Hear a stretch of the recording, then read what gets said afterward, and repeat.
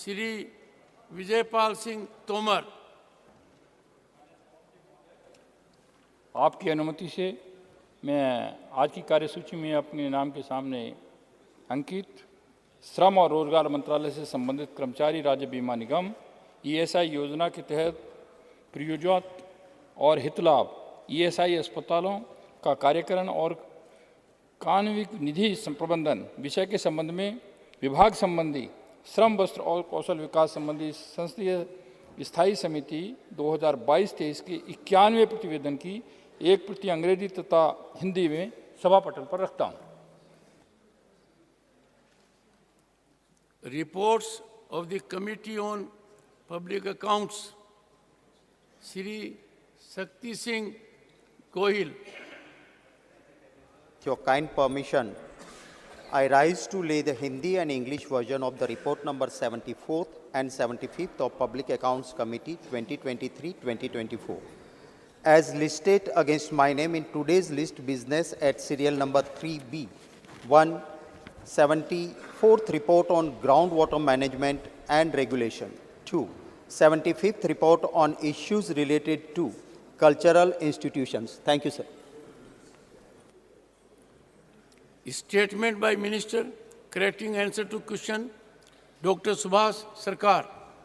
आदरणीय सभापति महोदय, आपकी अनुमति से आज की कार्यसूची के क्रम संख्या 4 पर मेरे नाम के आगे उल्लिखित कार्य में 29 मार्च 2023 को पूछे गए अतारांकित प्रश्न संख्या 3231 देश में विद्यार्थियों द्वारा की जाने वाले आत्महत्याएं के उत्तर में शुद्धिकरण के बारे में वक्तव्य देता हूं।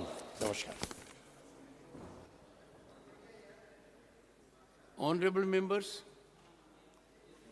I have to inform honorable members that the Business Advisory Committee in its meeting held today on the 20th September 2023 has allotted time for government legislative business as follows. Consideration and passing of the Post Office Bill 2023, time allotted 2 hours.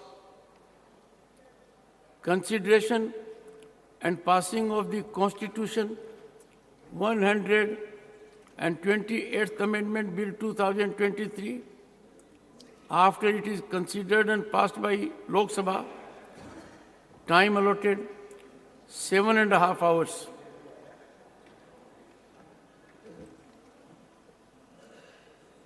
Honorable members, I may inform you that the chamber, lobby and galleries referred to in the rules of procedure and conduct of business in the Council of States Rajya Sabha shall mean, honorable members may take note of it, shall mean the chamber, lobby and galleries of the Parliament House of India as notified on 18th September 2023.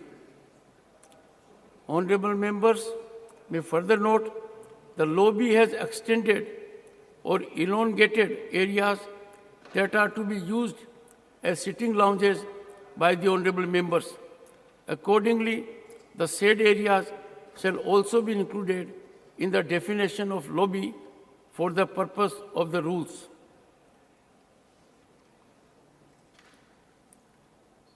Honorable members, I have received one notice under Rule 176 for short duration discussion. The same is from Sri A.A. Rahim, CPIM. The notice is under my active consideration. Honorable members, it gives me immense pride that we are going to have a discussion on the achievements of Bharat in space exploration to commemorate the glorious accomplishments of our space scientists. From the inception of our space program, we have consistently pushed the boundaries of space exploration and our achievements in this domain. These have catapulted the nation onto the global center stage. From Chandrayaan missions to the Moon, Mars, orbiter mission, Mangalyaan, and Aditya L1 solar exploration, India has shown to the world that the sky is not the limit, it is just the beginning. Over the span of nearly 6 decades, India's space program has seen the country evolve from a nation relying on foreign launch vehicles to becoming fully self-reliant with its indigenous launch capabilities. Notably, India has not only developed the capacity to launch its own satellites, but has also extended its services to launch satellites for other countries. Honorable members, from January 2018 to November 2022, the ISRO achieved a significant milestone by successfully launching a total of 177 foreign satellites from a diverse array of countries. So far, we have launched 424 foreign satellites, of which more than 90%, 389, were launched in the last 9 years. We have launched satellites of USA, 231, UK, 86, and Singapore, 20. They are the top 3 beneficiaries of India's international cooperation in this sector. Having diligently attended to our country's development needs through our space endeavors and enhancing communication infrastructure to enabling remote sensing and weather forecasting, it is only but natural that we now decisively turn our focus towards the uncharted realms of planetary exploration and deep space missions. With the latest successful Chandrayaan-3 mission, India's space agency, ISRO, has etched its name in the annals of space exploration. India is only the 4th country in history to have soft-landed a spacecraft on the moon, and the first to have done so in the moon's south polar region. Exhibiting tremendous tenacity and turning failures into stepping stones for future success, ISRO took away the right lessons from preceding Chandrayaan-2 mission. Honorable members, as Governor of the State of West Bengal, I was in the Science City, Kolkata, on 7 December 2019, past midnight, with a group of young boys and girls. The landing was not soft. I had then remarked that Chandrayaan-2 was a major success, though was not 100%. The lessons we had learned from this mission helped us to see ultimate success in Chandrayaan-3. With this achievement, India is now a member of the Artemis Accords, the US-led multilateral initiative to place humans on the moon by 2025, and subsequently advance human space exploration throughout our solar system's broader vicinity. Honorable members, our achievements reach beyond the lunar surface. India's Mars orbiter mission, unofficially known as Mangalyaan, showcased our ability to reach the red planet on our maiden attempt. The Mangalyaan spacecraft successfully entered Mars orbit on September 23, 2014, making ISRO only the first Asian and the 4th country in the world to do so, and it achieved this feat with unparalleled cost effectiveness. Just as we were celebrating the achievements of Chandrayaan-3 mission, ISRO unveiled yet another ambitious endeavor, the Aditya L1 mission. launched just last week. This mission seeks to gain a deeper understanding of the Sun from a unique vantage point approximately 1.5 million kilometers away from the Earth that allows for continuous and uninterrupted study of the Sun. With this mission, India is poised to join an exclusive group of countries dedicated to the study of our nearest star, the Sun. Following its successful missions to explore the Sun and the Moon, ISRO has an array of exciting future endeavors.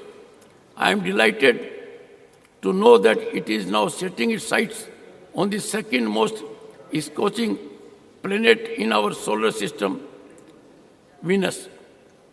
Sukryan-1, ISRO's upcoming spacecraft, will likely be launched by end of December 2024. Our scientists and engineers have meticulously crafted Sukryan-1 to withstand the extreme conditions of Venus and to operate under the most challenging circumstances. With 3 more launches on the horizon spanning this year, and the next ISRO is positioned advanced Earth monitoring, demonstrate advanced capabilities for precision proximity operations in space, and explore some of the most enigmatic objects in the universe. Having said that, honorable members, I believe ISRO's journey into space exploration has been nothing short of extraordinary. Its achievements in reaching uncharted territories in space garnered international attention.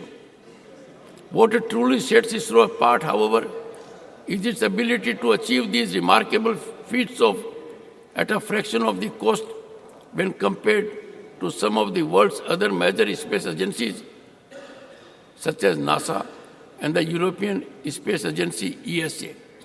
Emphasis on indigenization of critical components and reducing reliance on imports has been a critical aspect of its cost-effective approach and has indeed sparked discussion within the international space community.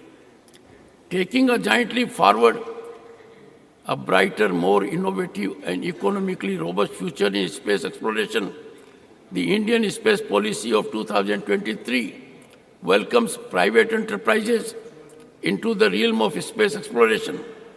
It acknowledges that the private sector possesses the innovative spark, the entrepreneurial spirit, and the financial acumen to propel India's space ambitions to greater heights.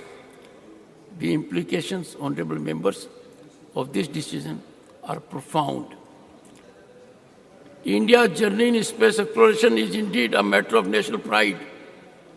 As we look forward to many more chapters of discovery, innovation, and global collaboration in the thrilling saga of space exploration, let us celebrate Bharat's unstoppable journey to greatness. I now invite the Honorable Leader of the House, Shri Piyush Goyal, to initiate the discussion on India's glorious space journey marked by successful soft landing of Chandrayaan-3.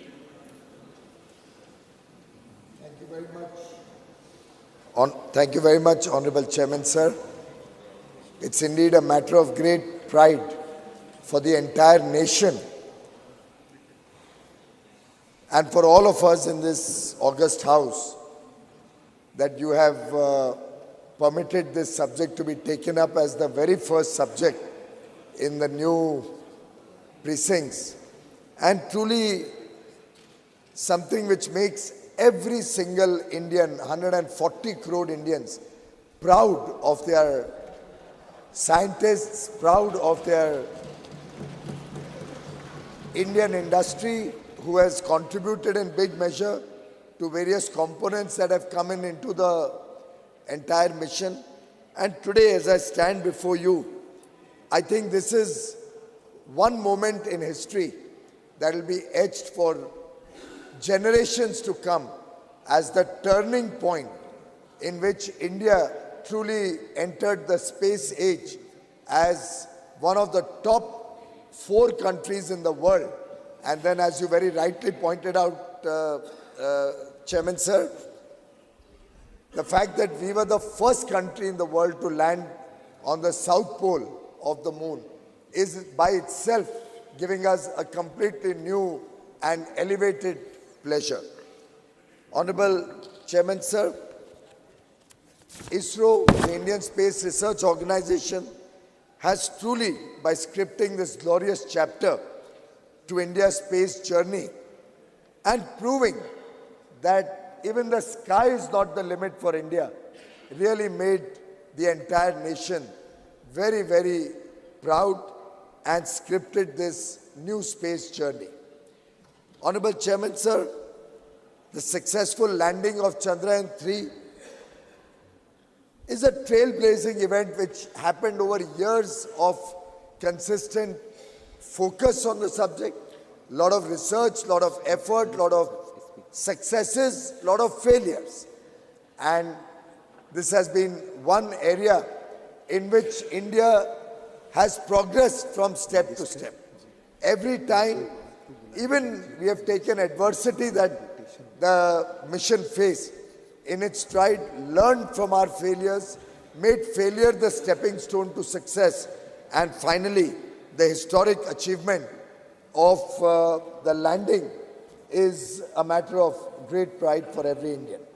In fact, 3 lunar missions in 15 years, it almost feels as if the moon is beckoning India, as if the moon is awaiting India, and more particularly so when we see the images coming out from there, when we see the messages that ISRO comes out, I think each successive success is strengthening our resolve to capture the space. Honorable Deputy Chairman, Sir, today we stand before the world unlocking new avenues of scientific discovery with a new confidence, the self-confidence of an Atmanirbhar Bharat, the self-confidence of a country which produces the highest number of STEM graduates in the world, the self-confidence of a country which today stands before the world with one of the lowest cost missions and one of the most effective and speedy successes that any other country could have achieved. I remember that picture where in the Chandrayaan-2 mission, where after having almost come so close to the surface of the moon, for a small technical reason we were not successful, a lot of naysayers had started trying to run down the Indian mission, run down ISRO, run down our scientists. And for all those naysayers, for all those people who have this negativity about India, जो नकारात्मक सोच के लोग हैं, उन सब के लिए उस दिन सबक था, जैसे प्रधानमंत्री नरेंद्र मोदी जी ने गले लगाया उस समय के इसरो के चेयरमैन को, उनको उनकी क्षमता के ऊपर उनको बधाई देते हुए आगे के लिए, आगे की चुनौतियों के लिए उनको तैयार किया, उनको उनका आत्मविश्वास बढ़ाया, उनको प्रोत्साहित किया। मैं समझता हूँ वो जो चित्र है वो देश के 140 करोड़ लोगों के जहन में, उनके दिल में, उनके मन में बस गया है। और उस दिन के उस प्रोत्साहन को, उस दिन के माननीय प्रधानमंत्री नरेंद्र मोदी जी के वाक्यों को जैसे उन्होंने पूरे जी जान से अपने जीवन का एक अंश बना लिया और अपने जीवन का मिशन पर आते हुए जिस प्रकार से आगे चले, इतने कम समय में उसके बाद चंद्रयान-3 का सक्सेस G20 के थोड़े ही दिन पहले, मैं समझता हूँ पूरे देश के लिए बहुत ही गर्व की बात है। मुझे ध्यान है कि जयपुर में हमारी G20 की ट्रेड एंड इन्वेस्टमेंट मिनिस्टर्स की, वाणिज्य और निवेश के मंत्रियों की बैठक चल रही थी। बैठक 24 और 25 अगस्त को होनी थी।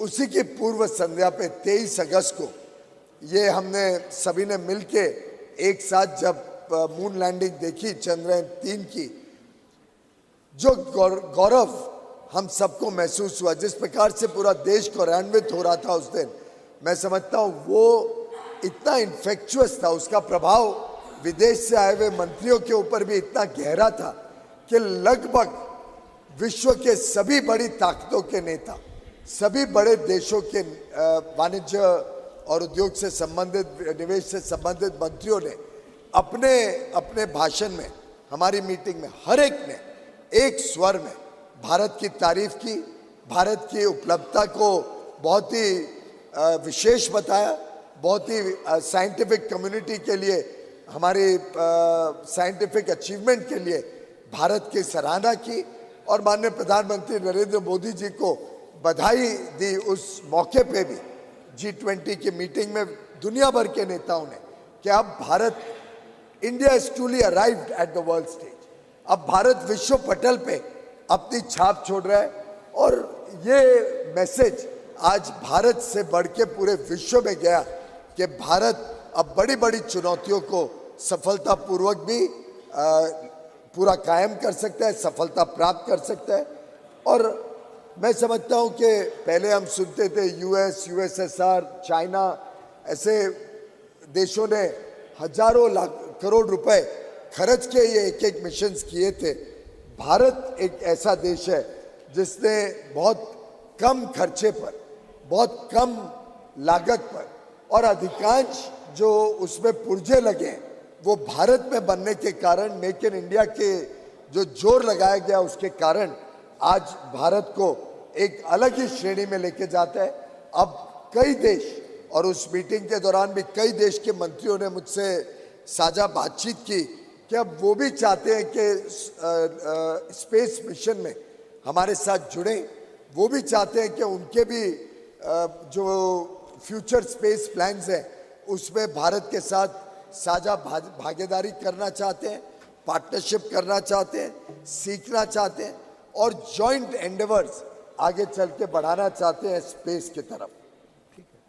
माननीय उपसभापति महोदय, जो दोनों मिशन लाइफ हुए, लैंडर और रोवर के, इसका जो सराहना हमने अलग अलग पत्रकारों में देखी, उसके 3 प्रमुख जो उद्देश्य थे, 3 मेन ऑब्जेक्टिव्स ऑफ चंद्रयान-3, वो तीनों इतनी सफलतापूर्वक, इतने प्रिसिशन से, एग्जैक्ट 6:04 पे जो लैंडिंग हुई, वो तीनों जो हमारे लक्ष्य थे, एक था कि सेफ एंड सॉफ्ट लैंडिंग हो मून सरफेस के ऊपर, दूसरा था कि हम डेमोन्स्ट्रेट कर सके, दिखा सके रोवर ऑपरेशंस, जो मून पे रोवर बाहर निकला और उसने जो ऑपरेशंस करी, और ऑन साइट एक्सपेरिमेंट्स जो लूनर सरफेस पे करने थे।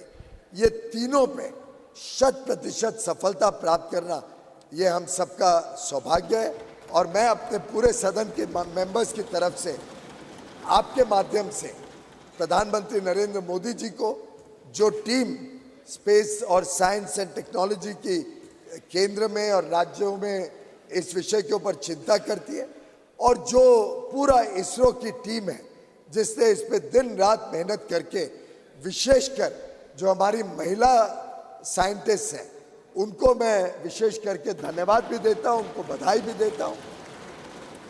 हमने देखा है गत दिनों में कैसे महिला साइंटिस्ट ने एक प्रमुख भूमिका निभाई है हमारे अलग अलग स्पेस मिशंस में, और ये महिला साइंटिस्ट आज वास्तव में भारत का गौरव बनी है और मुझे लगता है हम उसका एक प्रकार से उनको धन्यवाद के रूप में तोहफा आज लोकसभा में, और उम्मीद करते हैं कि वहाँ से पास होके आज रात तक आ जाए यहाँ, तो कल राज्यसभा में हम जब महिला आरक्षण पास करेंगे, कॉन्स्टिट्यूशन अमेंडमेंट बिल पास करेंगे, मैं समझता हूँ एक सही मायने में हमारी बहनों के लिए, हमारी माताओं के लिए, हमारी छोटी बिटियाओं के लिए, जिन्होंने इतने बड़े लक्ष्य प्राप्त करने में अपना अमिट छाप छोड़ी है, इतना बड़ा योगदान दिया है, वो भी एक पूरे देश और विश्व को मैसेज जाएगा कि ये देश बहुत कृतज्ञ देश है, ये देश महिलाओं के सम्मान करने में कोई कटौती नहीं करता और आगे चल के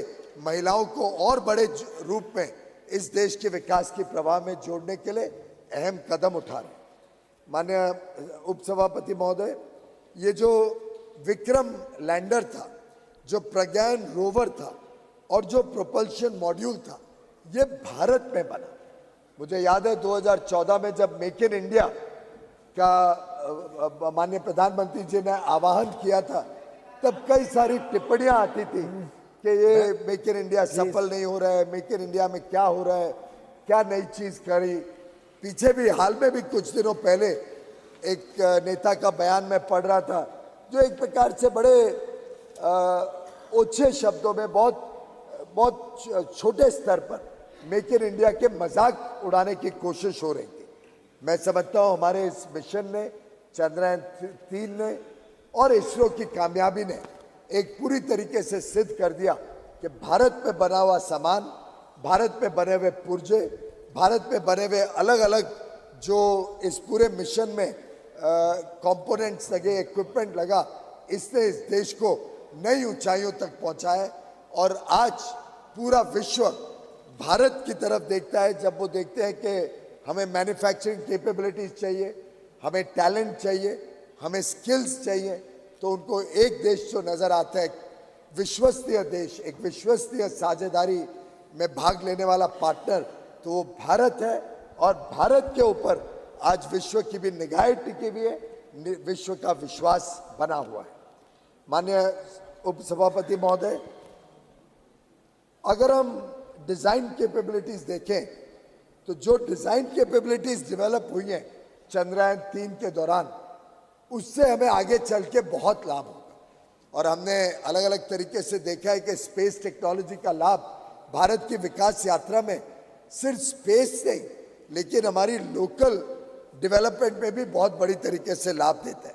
जैसे कि माननीय सदस्य जानते हैं, आप भी भली भांति आपने देखा है, पीएम गति शक्ति, ये क्या है? ये एक प्रकार से स्पेस टेक्नोलॉजी का इस्तेमाल करते हुए भारत के आधारभूत सुविधाएं, भारत के इंफ्रास्ट्रक्चर को और मजबूती देना और गति देना और प्रगति को तेज करना, उसका एक साधन है। पीएम गति शक्ति में स्पेस टेक्नोलॉजी इस्तेमाल करके अलग अलग लेयर्स ऑफ टेक्नोलॉजी, अलग अलग लेयर्स ऑफ डेटा जो तैयार किया गया, जो स्पेस से मैपिंग की गई, और इसका काम माननीय उप सभापति जी, प्रधानमंत्री जी जब मुख्यमंत्री थे, गुजरात के मुख्यमंत्री थे, आज से 12-14 साल पहले उनके मन में एक कल्पना आई थी कि स्पेस टेक्नोलॉजी का मैक्सिमम इस्तेमाल भारत में कैसे किया जाए, भारत कैसे लाभ ले सकता है स्पेस टेक्नोलॉजी का। तब उन्होंने बाइजैक नामक एक संस्था गांधीनगर में एस्टैब्लिश करी और बाइजैक के माध्यम से ये शुरुआत करी कि कैसे भारत के आगे के भविष्य के विकास यात्रा में आधुनिक सुविधाएं और सफलतापूर्वक हम भारत को एक international centre for manufacturing, trade and business बना सके। लाखों करोड़ों लोगों को नौकरियां देने के लिए जो हम काम कर रहे हैं, उसके लिए स्पेस टेक्नोलॉजी का इस्तेमाल करने का जीता जागता उदाहरण अगर कुछ है तो पीएम गति शक्ति है। तो इस प्रकार से स्पेस से जो जो हम सीखेंगे, जो जो चंद्रयान 3 की उपलब्धियां होंगी, उससे आगे चल के भारत में जो इंफ्रास्ट्रक्चर डेवलपमेंट हो रहा है, भारत में किस प्रकार से आगे हमें क्रिटिकल मिनरल्स रिसोर्सेज पे काम करना है, अलग अलग तरीके से ये स्पेस का रिसर्च भारत को नई ऊंचाइयों तक लेके जाएगा। और मेरा विश्वास है कि इस उपलब्धि में हम सब मिलके जो आगे के बड़े एम्बिशियस प्लान्स हैं, जो योजनाएं हैं, जो हमारी दूरदर्शी सोच है देश की कि कैसे स्पेस टेक्नोलॉजी और हमारे स्पेस मिशंस भारत को आगे लेके जाने में काम करेंगे। ये जो नया उत्साहित भारत है, ये जो एस्पिरेशनल इंडिया की नई आकांक्षाएं हैं, इसको पूरा करने में गगनयान, चंद्रयान के बाद आने वाला जो गगनयान मिशन है, जो लगभग 2024 में अनुमानित प्लान है, उसको भी हम कैसे सफल बनाएंगे, उसके लिए हम सब ने इसरो को शुभकामनाएं देनी है। हम सब मिलके एक संदेशा दें कि आगे आने वाले गगनयान के लिए भी इसरो सफल हो, पूरी तरीके से सफल हो। हमारी माता बहनें, हमारे इसरो के साइंटिस्ट जो पूरी लगन के साथ इसमें लगे हुए हैं, उनको हम यहाँ से एक शुभ संदेश दें कि उनका गगनयान मिशन भी सफल हो। हमने ऑलरेडी देखा आदित्य मिशन, जो आदित्य L1 जो सूरज के और भारत के बीच में, जो अर्थ और सन के बीच में, यहाँ से लगभग 15 लाख किलोमीटर दूरी पे जाके स्टेशन होगा, जो लैग्रैंज पॉइंट है, वहाँ से स्टडी करेगा सूर्य की किरणों की ताकत, सूर्य की ताकत को। तो उस पॉइंट तक सफलतापूर्वक पहुँचे, वो रास्ते में है, उसका लॉन्च सक्सेसफुली हो चुका है और वो पहला डेडिकेटेड स्पेसक्राफ्ट मिशन है जो सूर्य को स्टडी करने के लिए यहाँ से भेजा गया है। इसी के साथ साथ एक डेडिकेटेड पोलरीमेट्री मिशन एक्सपोसैट, जो एक्सरे के माध्यम से पोलरोमीटर सैटेलाइट के रूप में बाहर काम करेगा। इस तरीके से हमारी जो नए नए आगे की योजनाएं हैं, उसके लिए हम सब मिलके इस सदन से एक स्वर में एक बड़ा अच्छा संदेश और शुभकामनाएं भेजें। तो एक तरफ बधाई चंद्रयान 3 के सफलता के लिए, दूसरी तरफ शुभेच्छा आगे के बड़े बड़े लक्ष्यों को प्राप्त करने के लिए। ये जब एक स्वर में पूरा सदन ये मैसेज भेजेगा, तो मैं समझता हूं कि सभी जो इस मिशन के साथ जुड़े हुए हैं, चाहे वो प्रधानमंत्री नरेंद्र मोदी जी का प्रोत्साहन हो, चाहे हमारे अफसरगण हो, चाहे इसरो के साइंटिस्ट हो, हर एक व्यक्ति जो अलग अलग इन मिशंस में अपने अपने पुर्जे, अपने अपने कंपोनेंट्स, इक्विपमेंट्स बना के योगदान दे रहे हैं और एक प्रकार से 140 करोड़ देशवासियों का उत्साहवर्धन करने का काम आज पहले ही सिटिंग में, कल पहली सिटिंग थी, आज पहले ही डिस्कशन में हम ये जो संदेश देने जा रहे हैं, ये भी बड़ा शुभ संदेश है। कल यहाँ पे महिलाओं को आरक्षण देने का काम भी मैं उम्मीद करता हूँ कि सर्वसम्मति से जब ये सदन पास करेगा, पारित करेगा, तो दो शुभ संदेश, एक तरफ यहाँ का हमारा प्रवेश, आज का ये चंद्रयान 3 का बधाई का और शुभकामनाओं का मैसेज इसरो को, और तीसरा कल महिलाओं को, हमारी माता बहनों को आगे की जो लेजिस्लेटिव भारत की प्रवाह है, जो भारत के आगे आने वाले दिनों में अमृत काल में विकसित भारत बनाने की जो जर्नी रहेगी, उसमें हमारी माता बहनों का, महिलाओं का आरक्षण देके इस सदन पार्लियामेंट में और ज़्यादा योगदान मिले, उसके लिए जो हम कदम उठाने जा रहे हैं, मैं समझ पार्लियामेंट, लोकसभा में और असेंबलीज में, दोनों में जो हम कदम उठाने जा रहे हैं, ये तीनों ये शुभ संदेश एक प्रकार से एक नई सुबह लेके इस सेशन को भी यादगार बनाएगा। ये नई सुबह देश की अमृत काल की यात्रा में भी हम सब के लिए ऐतिहासिक क्षण बनेगी और हम सब इसके साक्षी हैं, हम सब इसमें भाग ले रहे हैं। ये हम सबका बहुत बड़ा सौभाग्य है। आपने मुझे इस चर्चा को शुरू करने के लिए मौका दिया, इसके लिए मैं आपका आभारी हूँ। बहुत बहुत धन्यवाद माननीय पीयूष गोयल जी। माननीय Shri Jairam Ramesh ji. Thank you, sir. Sir, I rise to speak on a discussion that is entitled India's Glorious Space Journey Marked by Successful Soft Landing of Chandrayaan 3. Sir, listening to the Leader of the House, it appeared as if this glorious space journey started only in 2014. Yes.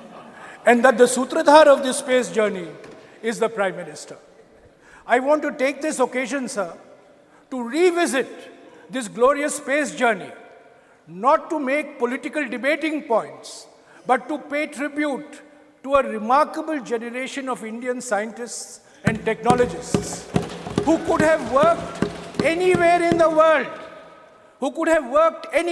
world, but chose to come back to India in the 1950s and 1960s. Sir, I have before me a government order issued on the 22nd of February 1962. This is the 22nd of February 1962, an office order issued by the Government of India, which reads that the Union Government has set up the Indian National Committee for Space Research.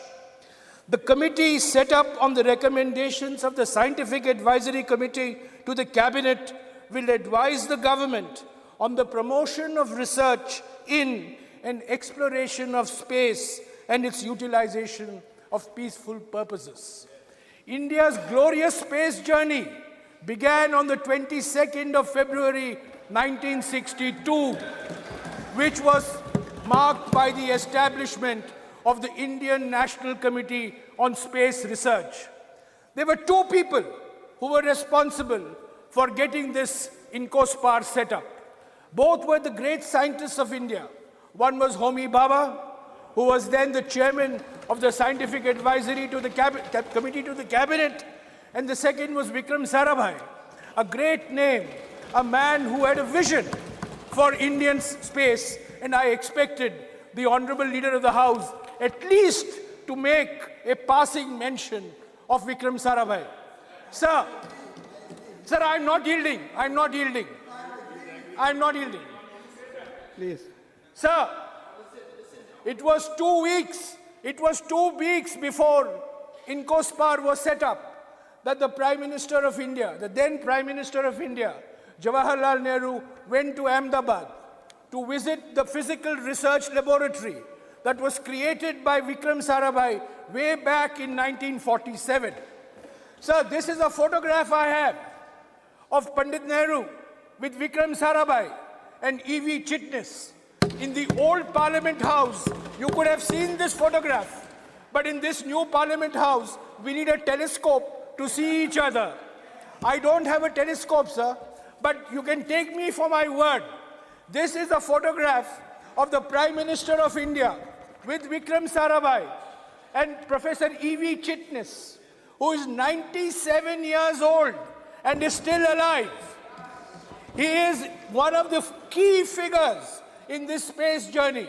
And in fact, Professor Chitnis's greatest contribution to our space program was the recruitment of a young engineer from the Madras Institute of Technology named APJ Abdul Kalam.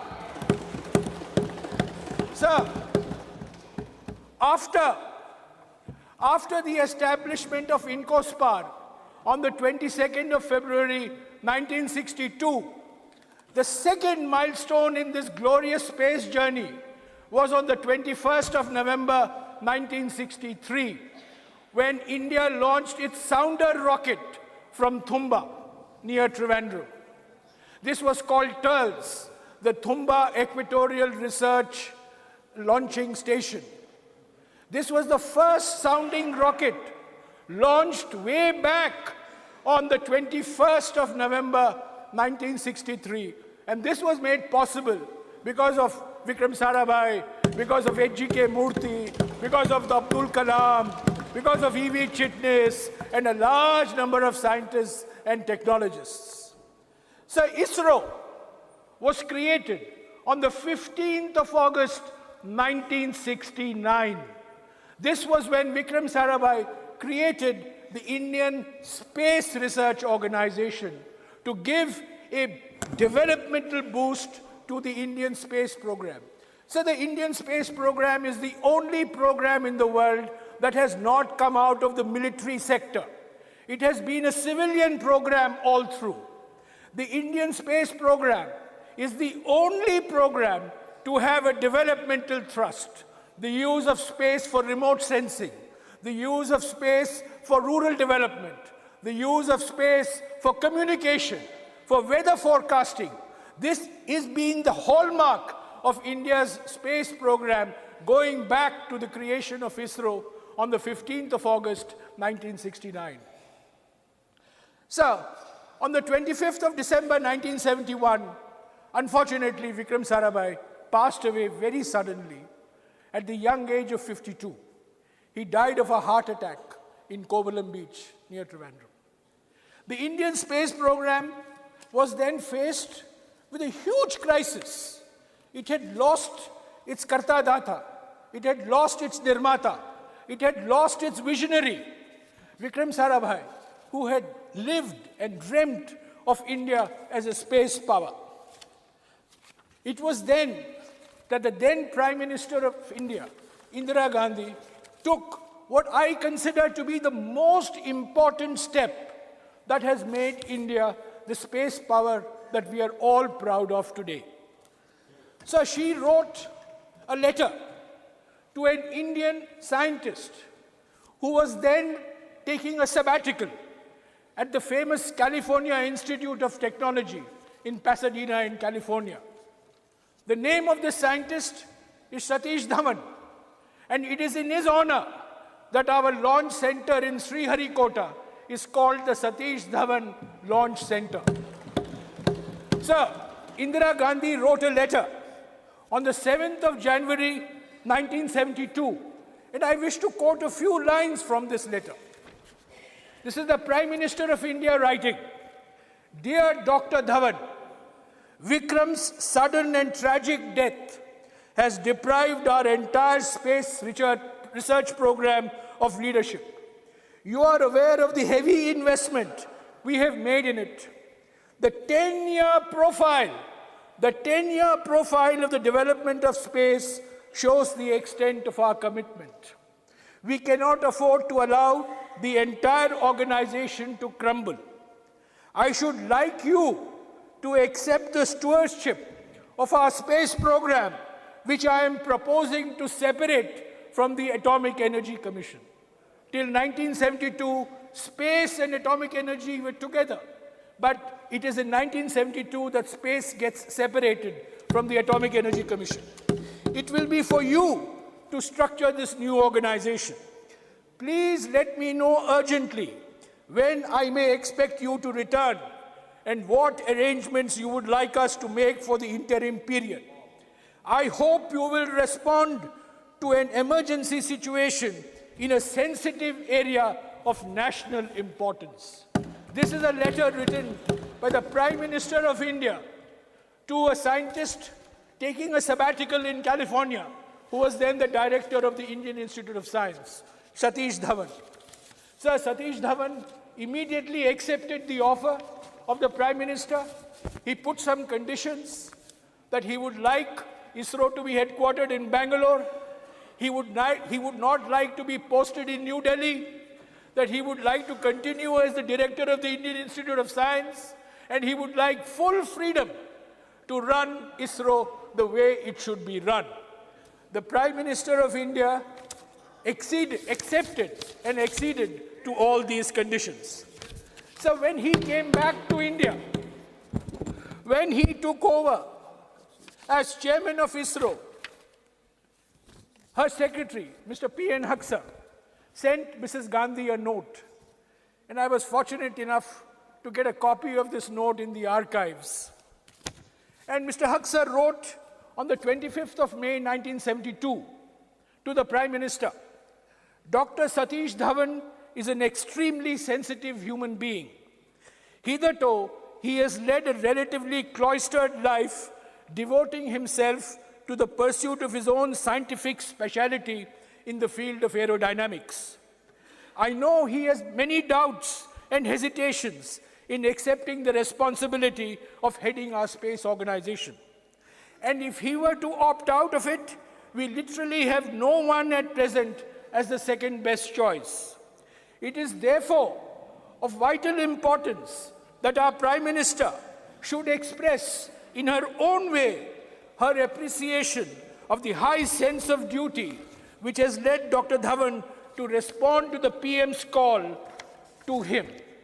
It is equally necessary to say that Dr. Dhawan will continue to receive her personal support in sorting out any problems he may run up against any administrative and other fields, and that Dr. Dhawan should not hesitate in coming to the Prime Minister, and that he will always have direct access. So it is from this day onwards that Prime Ministers of India have held direct control of the Department of Space. It is from this day onwards that the chairman of ISRO, the chairman of the Space Commission, the Secretary Department of Space, three roles combined in one individual, have only reported to the Prime Minister and nobody else. So the glorious space journey that the leader of the House, wants us to believe started in 2014. The first milestone was on the 22nd of February, 1962. The glorious journey that the Leader of the House wants us to believe started in 2014, had its second milestone on the 15th of August, 1969, with the creation of ISRO. The glorious journey that the Leader of the House wants us to believe begins in 2014, had its third milestone in 1972, July, when Satish Dhawan became the chairman of ISRO. Sir, the success of Chandrayaan-3 is based on the competencies, the capabilities, the capacities that have been created over a 60-year period. We launched satellites, but we first launched satellites on Soviet rockets. We did not have a satellite launch vehicle. In July of 1979, our first SLV launch failed. Dr. Kalam was in tears. So Dr. Satish Dhawan said, I am your leader. I will take responsibility for the failure. You sit at the back. That is leadership. In August of 1980, the SLV-3 succeeded. Dr. Dhawan said to Kalam, Kalam, you take credit for this. I will sit at the back. This is leadership. Leadership is not taking credit when things are going good and run away when the things are going bad. Leadership is when you have the courage to take the responsibility for things that are going wrong as much as you take credit when things are going right. So this is the milestones of a successful journey, sir. There have been many scientists, and I want to recall. I have mentioned Homi Bhabha, I have mentioned Vikram Sarabhai, I have mentioned Abdul Kalam. There is a great scientist of India who is forgotten today. He is the only scientist who has worked and contributed for a nuclear program as well as for our space program. And if you go to the Vikram Sarabhai Space Center in Thiruvananthapuram, you will see a statue of him in the space organization headquarters. His name is Brahma Prakash. He's probably one of the greatest metallurgists that India has produced. And he made a huge difference to our space program and to our atomic energy program. We have had a succession of chairmen. We had Satish Dhawan, U.R. Rao, Madhavan Nair, Kasturi Rangan, Radhakrishnan, Shivan, and now, of course, we have Somnath. Each of them have made contributions because the political leadership has given them the freedom to make those contributions. Sir, I also want to say that India's space program has always had a developmental orientation. It has always been space for development, space for communication, space for rural development, space for weather forecasting, space for identifying sources of water. Indian scientists and technologists have never seen India's space program as a symbol of Indian nationalism. It has always been seen in a developmental perspective. It has always been seen as an instrument of fulfilling developmental aspirations. And that's why we had INSAT, the Indian National Communication Satellite. And it is because of INSAT that we improved our weather forecasting. We located sources of water. We created new maps. We created platforms like Bhuvan. So while it is natural for all of us to take pride, I would like to urge all of us to please look at our space program fundamentally as an instrument of development and not as an instrument of muscular nationalism. This has been the hallmark of India's space program for the last 60 years. And let it be in that spirit with which it was founded by our scientists and technologists. So, I am entirely in agreement with the Prime Minister when he said yesterday that the Chandrayaan-3 achievement creates a new excitement for science. But sir, what is the point creating an excitement of science when you're removing Darwin's theory of evolution from textbooks? What is the importance of creating excitement of science when you reject Newton, you reject Einstein, you think all knowledge was available to India 2000 years ago? Sir, that is not a scientific temper. Scientific temper is the spirit of inquiry, is a spirit of questioning. We have had glorious tradition. We have had glorious tradition in mathematics. We have had a glorious tradition in metallurgy. We have a glorious tradition in astronomy. But, sir, let us take pride in our past, but let us not think that all of modern science, all of modern technology was known to us 2000 years ago. We have to move with the times. That is the scientific temper. That is the scientific spirit. If you reject science, if you do not give your scientific institutions freedom, if you do not allow scientific endeavor to flourish in a spirit of professionalism, you can have all the Chandrayans of the world, but it is not going to make a difference to the minds of the young.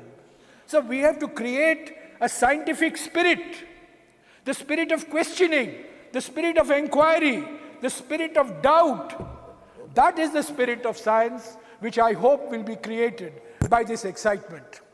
So, along with Chandrayaan 3, let us not forget Chandrayaan 1. Chandrayaan 1 was launched in 2008. And I have no hesitation in saying that the first announcement of Chandrayaan was by Prime Minister Atal Bihari Vajpayee on the 15th of August in 2003. After 2003, you had Chandrayaan 1 in 2008, you had Chandrayaan 2 in 2019, and you have Chandrayaan 3 in 2023. What does it mean? It means there is continuity in governance.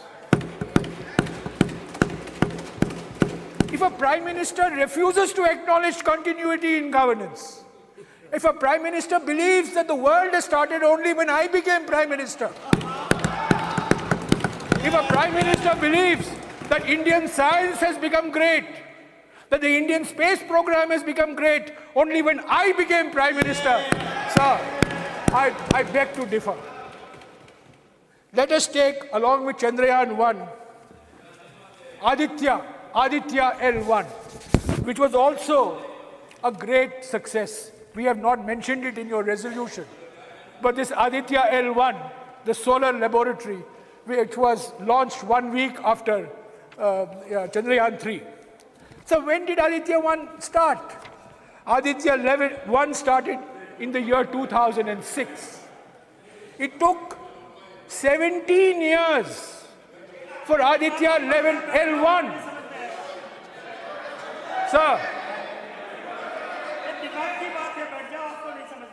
Sir, can I finish?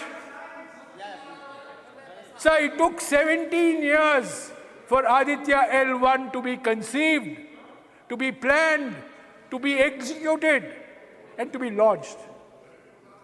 The Honorable Leader of the House said, we are now making things in India. Sir, we have always been making things in India. Larsen & Toubro, Walchand Nagar Industries. There are so many Indian companies I can think of which have been associated with the Indian space program going back to the 70s. To say that suddenly after 2014, we have started making things for our space program is a complete distortion of facts. In fact, the Indian space program has always been based on creative partnerships with the Indian private sector and Indian public sector. Our nuclear reactors are made in India. Our rockets are made in India. Our launchers are made in India. Our satellites are made in India. And they were being made in India before 2014. Sir, I don't know what your intention is, whether you want to pass a resolution at the end of the discussion. But if you do want to pass, sir, let me finish, sir. If you do want to pass, please acknowledge that the capabilities, competencies, and capacities that have resulted in Chandrayaan-3's success are the results of investments made over the last 60 years. These are based on contributions of successive prime ministers. These are based on contributions of a large number of Indian scientists, large number of Indian technologists, many of whom we don't even know of, many of whom we don't even acknowledge. But I think today is the day when we should salute our Indian scientific community, our Indian technological community. So, it is the Indian scientists and Indian technologists who gave India the Green Revolution in the 1970s. It is Indian scientists and Indian technologists who gave India the White Revolution in the 1970s. It is Indian scientists and Indian technologists which have created our missile development program, the Agnis and the Prithvis and the Nags. And it is Indian scientists and Indian technologists who have given our space program the profile in the world that it has today. And I want to say one thing about these scientists and engineers, sir. So all the newspaper headlines, all our talk is based on our elite institutions of learning. I happen to come from one of them. But I have no hesitation in saying that the contributions in the space program have come from men and women who are graduates of government engineering colleges, of lesser known engineering colleges. They are not from IITs, they're not from IIMs, but they are from colleges in Kollam, colleges in Trivandrum, colleges in Surat, colleges in Baroda, colleges in Pune, colleges in Bhopal, in Rajasthan, colleges in Indore, colleges in Jaipur. This is what colleges in Chennai. Sir, this is the strength of Indian science. The strength of Indian science doesn't come from 5 institutes or 10 institutes or 15 institutes. The strength of Indian science comes from a very large population of engineering institutions, which we have to nurture, which we have to upgrade, which we have to recognize, and which we must give full freedom for them to operate. So, sir, I associate myself with the sentiments of the Leader of the House, who has not heard whatever I have said because he's been busy in conversation with the person next to him throughout. He has been busy in conversation throughout. No. Take a Sir, Jairam, now you have made a reflection. Let him react. He has. And before that, Jairam was on right track. Jairam, you were on right track. But when I took the seat, you got little political. What is this? From science, you traveled to politics. Sir, I had got up in between also. Unfortunately, Jairam thought, Honorable Chairman, sir. You are on political life. Sir हमारा पुराना रिश्ता है sir, हमारा पुराना रिश्ता है और ये बड़े इन्होंने कुछ साल पहले आइंस्टाइन और न्यूटन को कंफ्यूज भी कर दिया था। पुराना उसको रिश्ता, याद नहीं दिलाऊंगा उनको। पुराना रिश्ता, पर आज उनसे भाषण सुनना पड़ा, प्रवचन सुनना पड़ा। पुराना हमारे रिश्ता, स्पेस प्रोग्राम का क्या उपलब्धियां हैं। पुराना रिश्ता और पुराना घाव मीठा दर्द देता है। Sir, I associate myself with the Leader of the House. We acknowledge, we salute, we applaud ISRO, the past members of ISRO family, the present members of ISRO family. We congratulate our Indian scientists. We congratulate our Indian technologists. I am sure that many more achievements are there in the years to come. But sir, I will only end by pleading that we need to give our scientific and technological institutions full freedom. We need to give our scientific and technological institutions full independence and professionalism. And we need to free our scientific and technological institutions of any political patronage and political interference and political intervention. So let us on that thought, acknowledge the glorious space journey that we have had. And let us also acknowledge the milestones that we have gone through, even though the Prime Minister and the Leader of the House may choose to airbrush them away from history. They are a fact of life. They cannot be erased from history. They are very much part of our space journey. I thought that it is important for me to remind the House where we have come from, the journey that we have taken, the achievements that we have had, the people who have contributed, rather than fall victim to this new impression that has been created that this entire accomplishment of Chandrayaan-3 and Aditya L1 is the result of only one individual. Thank you, sir.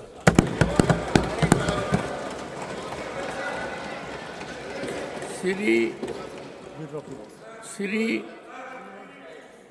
Jawar, okay. Got up as soon as Jairam initiated, and you're right, he started on the right track. I got up, unfortunately, he did yield, only to say I fully agree with him and associate with him when he was talking about the journey. But now, since he has also taken it to a political level, I have only two comments to make, sir. Of course, the journey is extremely important. We have all assembled here. We are all going to speak about various aspects of the journey, and we have many other speakers who will be delving on who played what role, who provided what kind of funding support, who made this whole mission really get the kind of speed and scale that made it a success. But at the end of the day, I'm sure my honorable colleague and friend, Jairam, will also appreciate that people run many races. There are marathons run, there are sprints run, there are 100 meters, 200 meters, 42 kilometers, all sorts of races. But ultimately, one must also acknowledge that it's the Your turn will grit come. and determination that makes the winner win. But on the other point where he made a personal comment on me, well, I'm sure everybody is human and everybody can make mistakes. Honorable members. I may not be as infallible as Mr. Jairam Ramesh. He's of course infallible. Please. He has never made any mistakes in life. Right. I have very openly and in public acknowledged I made a mistake at that point of time in the rush of speaking. But I have not made the kind of colossal mistakes that my friend Jairam Ramesh has done when it comes to killing the development journey of India. In so many ways, my friends from Andhra and Telangana are still suffering for the irrational way in which, as the architect of the split of Andhra Pradesh, he left both countries, both states in trouble. I have not politicized it. I have not spoken about his failures when it comes to environment. I have not spoken about how he became an impediment to the very progress of the nation of infrastructure development. I think we can leave Please, that don't take it. Take it. Honorable members, please. One second, I'll come to you. I'll come. Please take your seat. Please. Please. Honorable members, I hope the comment I'm making now will be appreciated. The intellectual level of the House is very high. About 3 decades ago, I was in Rajya Sabha as a junior minister. A very distinguished member was making a scholarly address, as Jairam made. At that point of time, there was entry of another member. It is in the context of Leader of the House saying, I fully agree with him. I am on that.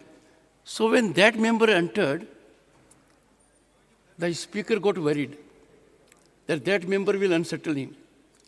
So immediately says, even my very good learned friend agrees with me, so that he doesn't say otherwise. And came the swift comment, Fools never differ. That was the comment. No, I said you have to understand, sir. I said it with apologetic mode. That if these two have agreed, we have to see in several perspectives. Mr. Jawar Sarkar, you will take a time, sir. Sir, No, what did you say, sir? One second. One second. Look at the rejoinder of the leader of the House No. after such a brilliant speech, bringing in Telangana and division of Andhra Pradesh. Honorable Sir, that's members. actually shameful. One second. No, it is deleted. It is deleted. Where is the shamefulness? Where is Please. the shamefulness?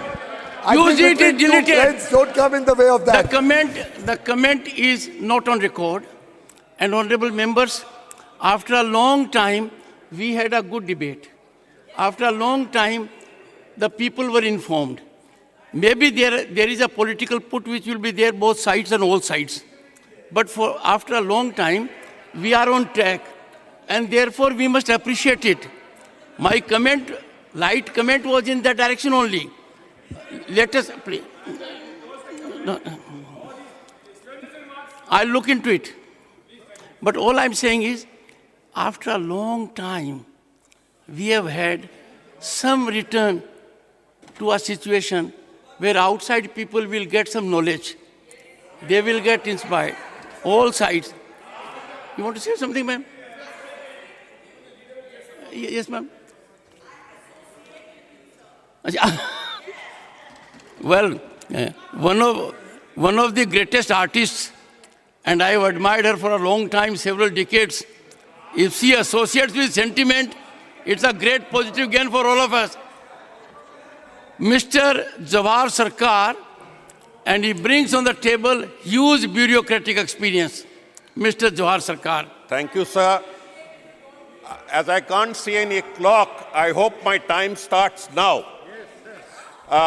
Sir, the first point that I would like to make is across the House. 21 minutes. We are Indians first, and as an Indian, we take immense pride in the Chandrayaan mission. We take immense pride in the scientific achievements of India, irrespective of what part of India we come from, what we represent. That is the first basic point that we have to remember. India is a continuum. India is eternal. And we cannot slice a part of India and say, this was my part and all the credit happened during this part. All the discredit happened during that part. We were all part of a continuum. When we talk of Chandrayaan, Mr. Jairam Ramesh has explained in great detail, the chair also has explained in great detail, the whole journey of Chandrayaan, and that it spans for 6 decades and more. Numerous individuals have contributed to it. Today is a time when we need to remember them. We need to celebrate the moment, but we also need to remember our history. We also need to celebrate history. So I'll begin with where Mr. Jairam Ramesh said, the great contribution of Pandit Nehru to the whole episode, to the whole journey. As Indians, no one can deny, I am not speaking parochially, no one can deny the immense contribution of the man who introduced scientific temper in India, the man who introduced all forms of scientific research, Vikram Sarabhai. We have come to a new house and there should be a new approach. Instead of only political leaders, we should celebrate the images, the statues of Vikram Sarabhai, of Abdul Kalam, of Homi Bhabha. These are the ones who took us to where we are. We have to admit that it is this, the great leadership, the great vision, the unending toil of Homi Bhabha, of Satish Dhawan, of Vikram Sarabhai, of Abdul Kalam, where we are today, where Abdul Kalam, where we are today. We also cannot acknowledge or disacknowledge or deny the role played by the Prime Ministers. The present Prime Minister must have surely contributed to this great journey, but that does not mean that earlier Prime Ministers who laid the path did not contribute and should not be forgotten. As an Indian, my heart leaps when I see our space launch vehicles propel these satellites of other countries and place them in space. We do a big favor to the rest of humanity, to other nations, and my heart leaps. But my heart is big. As an Indian, as a person who shares the timelessness of India, we should have a big heart. The big heart that not only takes space launch vehicles, take only satellites, but also propels ideas. Today, my heart leaps with joy for another reason. And the reason is that science is finally gaining over superstition. Science is finally gaining over superstition. We have to believe in both experimentation, in empiricism and evidence before we open our mouths. Before we open our mouths, we must think of the consequences of what we are saying. Experimentation, empiricism, and evidence. How can someone say that Ganesha's head was placed by plastic surgery? We had his Chaturthi yesterday. We believe in the greatness of Ganesh. But how can you say that his head was placed by plastic surgery? How can you talk of stem cell surgery, stem cell science, bringing in a particular large section in the Mahabharata? You have to have both faith in something and a strong belief in rationality. Personally, I don't find any great conflict between a faith in something and rationality. Others may, I don't. As an Indian, I can move along with faith and I can also move along with rationality, but I would not ever like to see the date when faith, superstition, and backwardness trample upon the fruits of science. We have the science minister who comes and says that we reject Darwin. We have another minister who comes and says we reject Einstein. For God's sake, if you reject science, you cannot celebrate science just because the timing was such. You cannot reap the benefits of a timing and then say. We had a science and technology minister who said we discovered the theories of Pythagoras before Pythagoras. For God's sake, you are a minister of the Republic, of great Republic of India. You cannot make these statements. Please refrain, the leaders. I beseech of you, please restrain them from making irresponsible statements. A vice chancellor of Andhra University talks about stem cell research.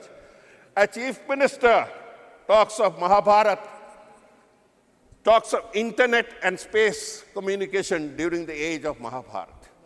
Let us from this lesson, let us from this moment take an oath that before we make unscientific comments, we will restrain ourselves, we will stick to science so that we have many more Chandrayans, we have many more Adityas, we have a superior make in India. Since people were talking about contribution, a very important point that we need to remember is that this contribution of Chandrayaan reveals that it is the smaller technological colleges of India that are not in the limelight. Non-IITs, if I may put it bluntly, it is the non-IITs that have landed India into such a glorious position. We are feeding on IITs, but many of the products of IITs are going abroad to serve the interest of world capitalism. To serve the interest of world capitalism, to serve the interest of world domination. Why are we doing it? We need to shift our emphasis to our smaller colleges that have produced. Bengal, incidentally, has sent 31 in the ISRO. We could have said more about it. Now, when I mentioned about superstitions, I also come to two spoiler points. We have spoken about the greatness of ISRO, but we have not mentioned one word about the Devas Antriksh scandal. The Devas Antriksh scandal remains alive till today. A few months ago, the Delhi High Court has pronounced a judgment which will make you shiver. They say there is poison in the seed. The entire thing is a poisoned effort. It doesn't matter to me which regime did it. No regimes get into such great detail. It doesn't matter. We should have closed this chapter. We should have punished them because we remain vulnerable to an international fraud of something like 30,000 crores. Why should we pay it? Just because some technocrat made a dirty deal. We talk of the Nambi effect. We celebrate. We can celebrate science. We can celebrate the effects of science. We can celebrate our victories, but do not, as the chair has said, bring politics into it. This brings me to a point where I say that if you want to really move forward with more Chandrayans, with more Adityas, with more progress in this domain, free science. Free science. You have made science subservient to the rules of the bureaucracy. You have created departments and ministries of science where you have placed scientists, but the rules remain the same. The rules remain the same. You have to have a separate set of rules. You have to go in for faith. You have to allow them to function, not shackle them with bureaucratic rules. My heart leaps when I hear that India has joined the 6 nations for the National Quantum Mission. This National Quantum Mission will take India forward. Whether X regime stays or Y regime comes or the Z regime goes, it doesn't matter. This permanent contribution to the quantum mission will take India forward. We should move higher. We already have moved high on the innovation index. In the world over, they look at us to see how much we have innovated, not how much we have talked. How many patents have we filed? This is hard fact. And we have actually gone up, but we need to go further up. This is where the focus should be. The tragic point about Indian science is that even the budget of ISRO has been cut by 8%. The tragic point of Indian science, the tragic part of Indian science is that we do not contribute enough to R&D, research and development. It's an international shame. I am saying, Minister Sirs, it's an international shame because when we make claims, we must substantiate claims. Our contribution of the GDP to research and development is 0.65%, out of which 4% is contributed. 4% is contributed by the state sector, that is the government sector, and only 0.2% is contributed by the corporate sector in India. It is this same corporate sector that you have allowed a 4 lakh crore remission. I am repeating, you have remitted 4 lakh crores by way of taxes from 2019. What have you got in return? Can you make them contribute 0.5% more? 0.5% more? When we talk, this is the remission of income tax, what we call the corporation tax. By way of favors, I am repeating the point, that 12.5 lakh crores, I am repeating, 12.5 lakh crores of the bank customers' money has been evaporated, has been extinguished, has been written off to favor big corporates. A big corporate who belongs to a political party, who was also a member of this House, has got away with 5,000 crores. 5,000 crores of remission yesterday. My submission, madam, my submission is not politics. My submission is that this is the type of money, that could get in to help the science sector with more funding. That is all. All I'm saying is don't talk of lack of resources. Say that we have resources, they have gone in the wrong directions, but now that we are conscious of our capabilities in science and technology, in industry, in Make in India, let us put more money in research and development. And where do we get the money from? I have mentioned already the 5,000 crores that has been remitted. Do not permit these things to go on. We have had a long discussion on the space mission. We have had an erudite discussion by Jairam Ramesh, by the Honorable Chair, by the Leader of the House. I thank all of you, but we should have found time not only for space and the moon, but also for Manipur.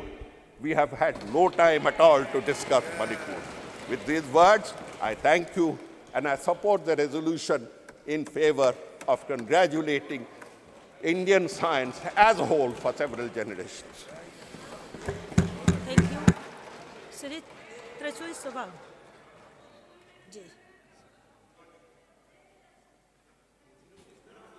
Thank you, Madam Chairperson.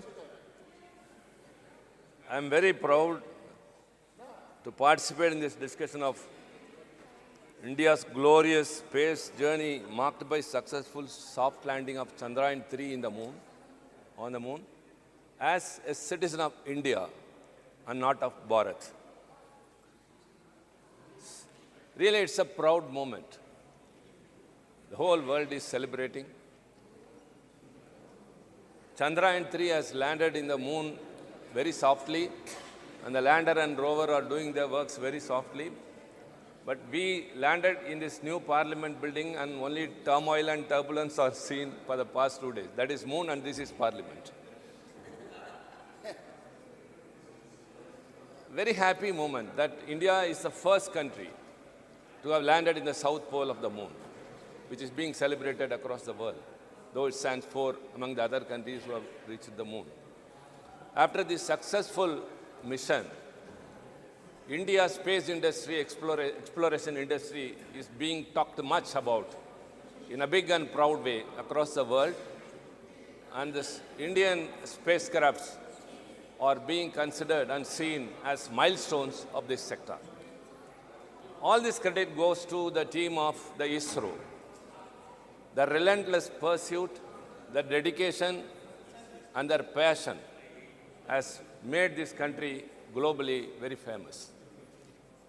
And I don't want to repeat what Mr. Jairam Ramesh told or Mr. Sarkar spoke here. Yes, the history is very long. And Vikram Sarabhai, who has to be recollected at this moment, started the ISRO journey from a church. The church gave its praying space for Vikram Sarabhai to launch his first rocket when he was searching for a suitable space. So for this, no caste, no religion, no anything, it is India. And India has traveled a long way, and now we are reaching to heights which is being appreciated. So very importantly, I want to make here something very emphatically. The mission director of this Chandrayaan-3, which is being very much celebrated, is Mr. Veera Muthuvel. He is from Viluppuram, Tamil Nadu, where our finance minister has also studied schooling. And he studied in a government school. He went to Coimbatore and did his engineering in Lakshmi Engineering. And then he came to Tiruchi, to my place, and did his NIT. And now he is considered to be a very shining example for all the aspiring scientists and engineers who are indulged in aerospace. And added to that is Chandrayaan-2. It is one Vanitha Muttaya. She is from Chennai, very ordinary, humble family.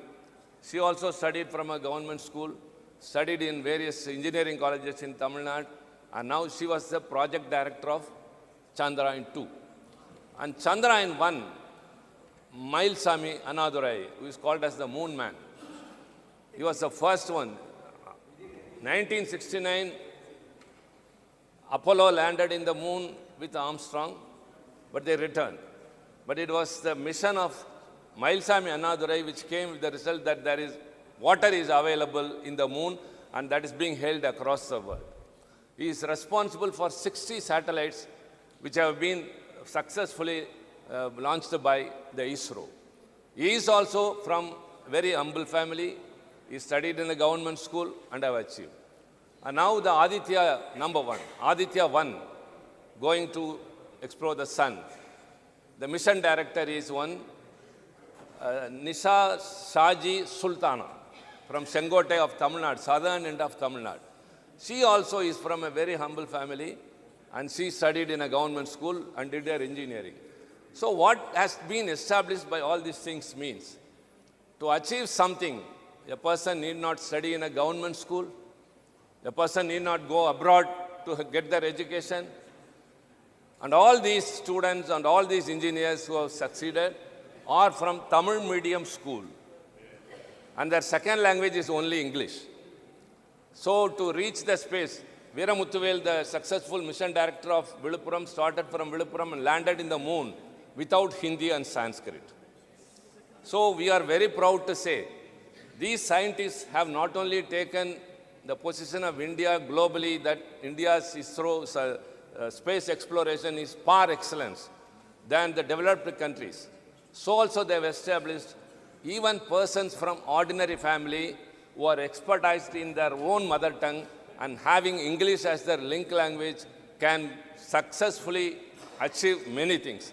So this is a very, very important thing we have learnt in this, and we have to compliment every one of the scientists. Sivan, who was the former chairman of ISRO from Kanyakumari, and now the chairman, Mr. Somnath, all have made us very proud.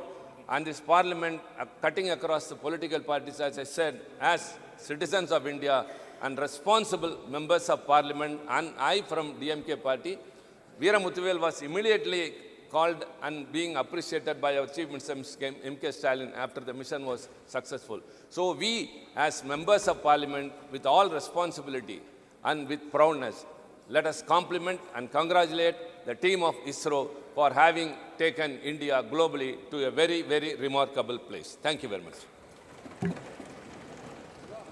Thank you. Shri Sandeep Kumar Pathak.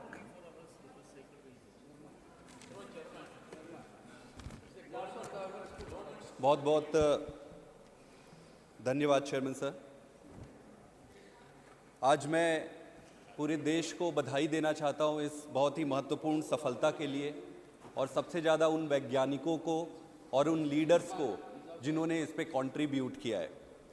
आपको ये बताना चाहूँगा कि space mission की शुरुआत स्वतंत्रता से बहुत पहले हो गई थी। कलकत्ता में प्रोफेसर मित्रा थे, C.V. रमन साहब थे, और आते आते स्वतंत्रता के बाद फिर विक्रम साराभाई और होमी भाभा, इन लोगों ने एक ऐसी लीडरशिप, साइंटिफिक लीडरशिप की नींव रखी जो आने वाले समय में आज इसरो का जो आज स्वरूप देखने को मिल रहा है, उसका एक प्रमुख कारण थे। 1960 में ही सबसे पहले इंडियन नेशनल कमेटी बनी थी, बाद में फिर उसका नाम इसरो किया गया था, जो जयराम जी ने बड़े डिटेल्ड में इसके बारे में बताया है, उस पर मैं नहीं जाऊंगा। लेकिन ये जानना बहुत ज़रूरी है कि इसरो सबसे पहले डिपार्टमेंट ऑफ एटॉमिक एनर्जी के अंडर आती थी, और बाद में फिर उसको डिपार्टमेंट ऑफ साइंस में बनाकर अलग किया गया, और होमी भाभा को उसको सेक्रेटरी बनाया गया, और विक्रम साराभाई जो साइंटिस्ट थे उनको इसका प्रमुख बनाया गया इस इंस्टीट्यूट का। ये सबको जानना चाहिए कि 10 इंस्टीट्यूशन के बिल्ड होने के 10 साल के अंदर ही सबसे पहला सैटेलाइट इसरो ने लॉन्च कर दिया था, जो अपने आप में एक बहुत बड़ी बात है। 20 साल होते होते जो सैटेलाइट लॉन्च व्हीकल होते हैं, इंडिया ने वो तैयार कर लिया था, और 20वें साल के पहले ही अपने खुद के व्हीकल से अपने सैटेलाइट लॉन्च करने शुरू कर दिए थे। GSLV, PSLV ऐसे लॉन्च व्हीकल हैं जिसमें देश के ही नहीं, दूसरे देशों के भी जो सैटेलाइट है उसको अंतरिक्ष में स्थापित करने का काम कर रही है, विदेशों के उनके लिए भी। प्रश्न आज ये नहीं है, मूल प्रश्न को समझना पड़ेगा। मूल प्रश्न क्या है कि भारत ने स्पेस साइंस में इतना अच्छा कैसे कर लिया। आज कई सारे दूसरे संस्थाएं हैं, दूसरी संस्थाएं हैं, उन दूसरी संस्थाओं को क्या हुआ, वो कहां पीछे रह गए। इसरो ने ऐसा क्या, भारत ने ऐसा क्या किया स्पेस के क्षेत्र में जो इतना आगे कर लिया। सबसे महत्वपूर्ण चीज होती है एक व्यक्ति, मैं भी साइंटिस्ट हूं, मैंने राजनीति में आने से पहले साइंस किया है, मैं अच्छी तरह से समझता हूं इस बात को। किसी एक साइंटिस्ट से ज्यादा महत्वपूर्ण होता है संस्था, और उससे भी महत्वपूर्ण होता है उस संस्था को बनाने वाले लीडरशिप की। आज संभव है कि हम सबके राजनीतिक मूल्य और राजनीतिक रूप से एक दूसरे से मतभेद हो सकते हैं, लेकिन आज अगर पंडित जवाहरलाल नेहरू को याद नहीं किया गया तो वो बेमानी होगी। आपको मैं याद दिला दूं, आजादी के बाद हमारे देश की परिस्थिति ऐसी थी कि कई जगहों पर खाने के लिए पर्याप्त अन्न भी नहीं थे। जब देश में पर्याप्त अन्न भी नहीं था, उस समय कोई व्यक्ति कैसे यह सोच सकता है कि पैसा स्पेस साइंस में लगाना है। राजनीतिक रूप से उनको बहुत विरोध हुआ होगा निश्चित रूप से, लेकिन उन सारे विरोधों को अलग रखते हुए उन्होंने अपनी राजनीतिक दूरदृष्टता और स्पष्टता दिखाई। इसको कहते हैं लीडरशिप। उन्होंने ऐसी लीडरशिप, आज अगर आप देखें कि भारत में और पाकिस्तान का सबसे, जहां भारत है और जहां पाकिस्तान है, उसका मूल कारण क्या है कि भारत को आजादी के बाद पहले प्रधानमंत्री के रूप में पंडित जवाहरलाल नेहरू मिले और पाकिस्तान को पहले प्रधानमंत्री के रूप में जिन्ना मिले। यही एक दो मूल कारण है कि पाकिस्तान आज कहां है और भारत आज कहां है। हमारे कई सारे मतभेद हो सकते हैं, जरूरी नहीं है कि हम हर चीज में सहमत हो, लेकिन साइंस और टेक्नोलॉजी में जो नेहरू जी ने जो काम किया उसको पूरे देश को, पूरा देश उसको मानती है, और उनकी लीडरशिप को आगे बढ़ाने के लिए हम सबको अनवरत रहना होगा। आपको फिर विजन क्या था जब ये इसरो को बनाए? विजन ये नहीं था कि छाती पीट पीट के दूसरों को अपनी ताकत का एहसास कराना है। विजन ये नहीं था कि अपने आप में ताकत एकत्रित करना है। विजन ये था कि साइंस और टेक्नोलॉजी को जनमानस के हित में कैसे उपयोग किया जाएगा। यही एक उद्वेलित और अंडरलाइन रीजन था जिसके कारण नेहरू जी ने इस पर भरोसा दिखाया था।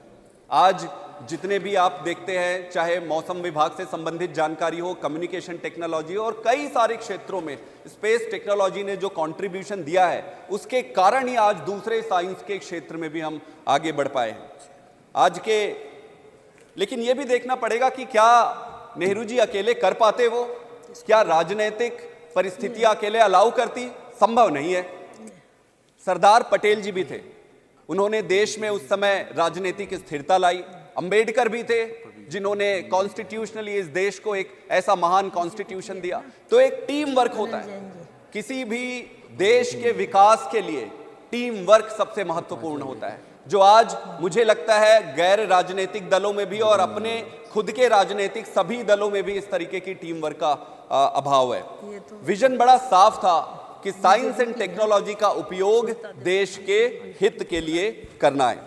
एक और महत्वपूर्ण चीज है, नींव का पत्थर अगर सीधा लगता है तो बाकी के पत्थर भी सीधे लगते जाते हैं और दीवार सीधी होती है। अगर नींव का पत्थर ही टेढ़ा लग जाए तो कोई कोशिश कितनी भी कर ले, दीवार फिर सीधी नहीं होती है। इसलिए हमारे पॉलिटिकल लीडर्स की, जिनमें नेहरू जी तो शामिल थे ही, उसके बाद इंदिरा गांधी जी ने भी बहुत कंट्रीब्यूट किया, फिर अटल बिहारी वाजपेयी जी ने भी जो कंट्रीब्यूशन दिया वो अभूतपूर्व था।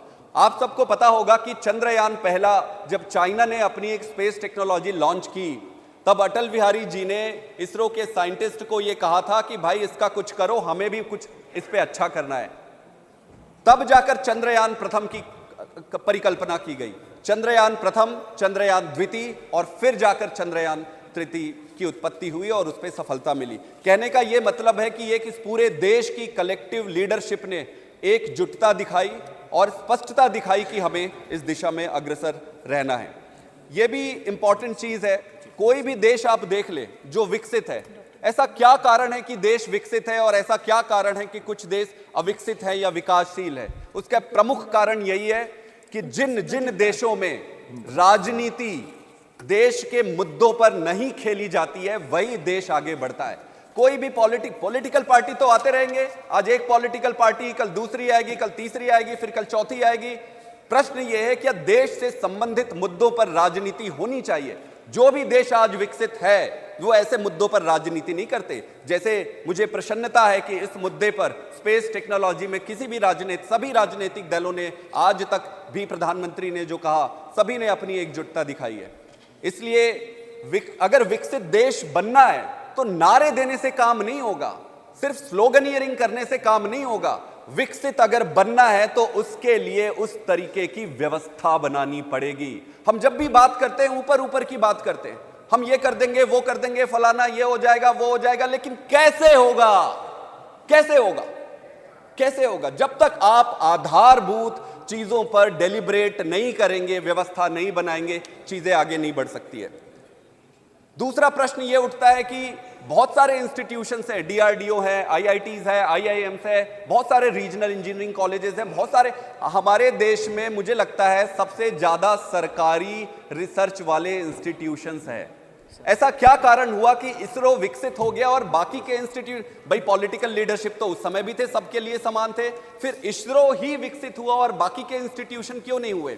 उसका एक बहुत महत्वपूर्ण कारण यह भी था कि साइंटिफिक लीडरशिप भी इंपॉर्टेंट होता है। इसरो के लिए, इसरो को जो लीडर मिले विक्रम साराभाई के रूप में और होमी भाभा के रूप में, उनके साइंटिफिक लीडरशिप ने भी जो नींव का पत्थर रखा, उसके कारण इसरो आज यहां तक पहुंची। आप एक चीज और देखिए, वर्क कल्चर किसी भी इंस्टीट्यूशन के लिए सबसे महत्वपूर्ण होता है। अगर उस इंस्टीट्यूशन का वर्क कल्चर सही है तभी इंस्टीट्यूशन आगे बढ़ेगा। अगर वर्क कल्चर खराब हो गया तो चाहे आप चले जाओ, मैं चले जाऊं, दुनिया का कोई भी व्यक्ति चला जाए, ना उसको इधर कर सकता है ना उसको उधर कर सकता है। वर्क कल्चर को ठीक करना पड़ेगा। तो वर्क कल्चर में ऐसा क्या हुआ इसरो में? इसरो में जहां तक मेरी थोड़ी समझ है, मेरे कई सारे मित्र भी वहां पे काम करते हैं, वहां पर डिलीवरी बेस्ड टारगेट्स होते हैं, डिलीवरी बेस्ड टारगेट होते हैं। वहां पर मेरिटोक्रेसी पे सबसे ज्यादा ध्यान दिया गया है। भाई आप साइंटिस्टों की जब भर्ती करते हो, साइंटिस्टों को लेते हो, तो जिस तरीके से आप उनकी भर्ती करते हो, जो मानसिकता है वो आधार बनाती है। तो इसरो की जो वर्क कल्चर है वो बहुत सर्वोत्तम है हमारे देश में। अब प्रश्न ये उठता है, ये तो जान गए कि इसरो का ठीक है, लेकिन क्या उस वर्क कल्चर को दूसरी संस्थाओं में लाने का हमने प्रयास किया है? क्या हमने कभी ऐसी कमेटी बनाई है कि हम बाकी के दूसरी जो सरकारी संस्थाएं हैं वो क्यों फेल हो रही है? मैं फेल हो रही है नहीं कहना चाहूंगा, लेकिन अगर आप उम्मीद से कम परफॉर्म करते हो तो हमें उसको फेल मानना पड़ेगा। क्या आपने ये सोचा है कि हमारे देश में कितने सरकारी रिसर्च के इंस्टीट्यूशन है, उसको कितनी फंडिंग जाती है और फंडिंग के हिसाब से कितने साइंटिस्ट है, क्या आउटपुट है? बहुत सारे ऐसे इंस्टीट्यूशन है जहां पे आउटपुट बिल्कुल जीरो है, फिर भी वो चले जा रहा है। सरकारी, हमारे गांव में ये कहा जाता है कि सरकारी नौकरी बहुत अच्छी होती है। आप पूछोगे कि भाई सरकारी नौकरी में क्या है, तो वो कहते जी वहां काम करना नहीं पड़ता है। मैं गलत कह रहा हूं, हो सकता है मैं कई लोगों से, आप मेरे से असहमत हो, लेकिन सरकारी संस्थाओं की यह परिस्थिति हो गई है कि उसको अब ऐसा जगह माना जाता है कि वहां पे काम करना नहीं पड़ेगा। अगर सारे इंस्टीट्यूशन के वर्क कल्चर को ठीक नहीं किया गया समय रहते, तो यह मानना कि भारत विकसित होगा वो एक दिवा स्वप्न होगी। और सिर्फ भाषण से, सिर्फ स्लो, किसी के भी, मेरे से भी, मैं राजनीतिक दलगत में उतरकर इस इतने महत्वपूर्ण मुद्दे को विशिएट नहीं करना चाहता हूं। आप वर्क कल्चर को ठीक करना पड़ेगा और इसके लिए सबको मिलकर काम करना पड़ेगा। मैं आईआईटी में, कैम्ब्रिज, ऑक्सफोर्ड, एमआईटी में पढ़ने के बाद मैं आईआईटी में प्रोफेसर था, मैं भी साइंटिस्ट था। साइंटिफिक जो फंडिंग है वो धीरे धीरे कम होती जा रही है। मैं मान सकता हूं कई सारी परिस्थितियां होंगी अलग अलग, वही तो लीडरशिप का परिचायक होता है। जब आपको कष्ट होता है, जब आपके पास कम पैसे होते हैं, तो कम पैसों में आप किसको कितना फंड करते हो और आपकी प्रायोरिटी क्या है, वही दर्शाता है कि लीडरशिप क्या है। जब आपके पास पूरे पैसे हैं, पर्याप्त पैसे हैं, तो सबको बराबर बांटना ये कोई बड़ी बात नहीं है। प्रश्न यही उठता है कि हम साइंटिफिक फंडिंग्स को धीरे धीरे धीरे धीरे क्यों काटते जा रहे हैं? हमें बैठना पड़ेगा, हमें सोचना पड़ेगा और इसको दलगत राजनीति से ऊपर उठाना पड़ेगा कि कोई भी सरकार आए, कोई भी पार्टी आए, इन सब पर राजनीति बिल्कुल नहीं होनी चाहिए। सबसे महत्वपूर्ण प्रश्न है कि हम बार बार ये कहते हैं कि ब्रेन ड्रेन हो रहा है, ब्रेन ड्रेन हो रहा है। मैं भी था विदेशों में 9.5 साल, 10 साल तक मैं बाहर था। मेरे मस्तिष्क में ये क्लियर था कि मुझे भारत में आना है और जो मर्जी हो जाए मैं अपने देश के लिए काम करूंगा। लेकिन मेरे से भी अच्छे अच्छे साइंटिस्ट हैं जो मेरे से भी ज्यादा अच्छा कर सकते हैं, वो विदेशों में रुके। उनमें से कई वापस आए, कई वापस आके चले गए। चेयरमैन सर वापस आके चले गए। मैं आपको एक उदाहरण देता हूं। जब आप विदेश से अच्छी पढ़ाई करके साइंटिस्ट बन के यहां आते हो, साइंटिस्ट बनने के बाद आप क्या चाहोगे? भाई उसे लेबोरेटरी चाहिए। बिना लेबोरेटरी के साइंटिस्ट वैसे ही होता है जैसे बिना पानी के मछली और बिना भाषण का नेता। साइंटिस्ट को आप 2-2, 3-3 साल बिना लेबोरेटरी के अगर आप छोड़ दिए तो साइंटिस्ट 2 साल में उसके काम करने की चेष्टा, उसकी सारा साइंस सब धरा का धरा रह जाता है। फिर 2 साल के बाद वो एक सरकारी नौकर बन जाता है। 2 साल बाद सिर्फ उसकी ये टेंशन रहती है कि मेरे को नौकरी कैसे बचानी है, प्रमोशन कैसे मेरा हो जाए, जैसे तैसे जुगाड़ तुगाड़ करके काम कर लो, काम करके भाई प्रमोशन हो जाए, तनख्वाह तो फिक्स है। मैं किसी के विरुद्ध नहीं कह रहा हूं, मैं वर्क कल्चर की बात कर रहा हूं। तो एक तो कोई वैज्ञानिकों के लिए आपको बेसिक मूलभूत जो सुविधा है वो करानी पड़ेगी। अगर आप ये नहीं करा पाते, अगर हम ये नहीं करा पाते हैं तो ये सोचना कि देश विकसित होगा, ये दिवा स्वप्न होगा। हम वहीं के वहीं बैठे रहेंगे और ताली बजाते रहेंगे। एक और चीज है मेरिटोक्रेसी। मुझे यह लगता है कि साइंस, विज्ञान, साइंटिस्ट का रिक्रूटमेंट, इनको अपने देश में लाना, यहां पे उनको अच्छे तरीके से प्लेस करना, ये सबकी जिम्मेदारी होती है। अगर हम अच्छे साइंटिस्ट लाकर उनको रिटेन नहीं कर पाए, अच्छे वर्क कल्चर नहीं दे पाए, तो मुझे लगता है सारी सेलिब्रेशंस बेमानी होगी। हमने एक इसरो तो बना लिया, लेकिन सवाल एक इसरो होने से पर्याप्त नहीं है। हमें अपने देश को अगर विकसित बनाना है तो सारे सरकारी इंस्टीट्यूशन और प्राइवेट इंस्टीट्यूशंस में वर्क कल्चर को ठीक करना पड़ेगा। और ये ऑटोमेटिक नहीं होगा, इसके लिए पॉलिटिकल, हर चीज में हमें लगता है कि यार इस पे पॉलिटिक्स मत लाओ, इस पे पॉलिटिक्स मत लाओ, लेकिन अगर पॉलिटिक्स नहीं लाओगे तो कुछ सुधरने वाला नहीं है। इसलिए पॉलिटिक्स लेकर आओ, लेकिन अच्छी पॉलिटिक्स लेकर आओ। अच्छी पॉलिटिक्स लेकर आना है, हम सबको लेकर आना है, अच्छे इंस्टीट्यूशन बनाना है। एक बार फिर मैं बधाई देता हूं इसरो के साइंटिस्ट को और देश के उन सभी साइंटिस्ट को जो कम सुविधा के बावजूद इतना प्रयास कर रहे हैं। और मैं उम्मीद करता हूं कि ऐसे चीजों पर दलगत राजनीति से ऊपर उठकर देश हित में ऐसे काम करें जो भारत को, भारत माता को विकसित और सर्वोच्च बनाए। बहुत बहुत धन्यवाद। डॉक्टर जितेंद्र सिंह।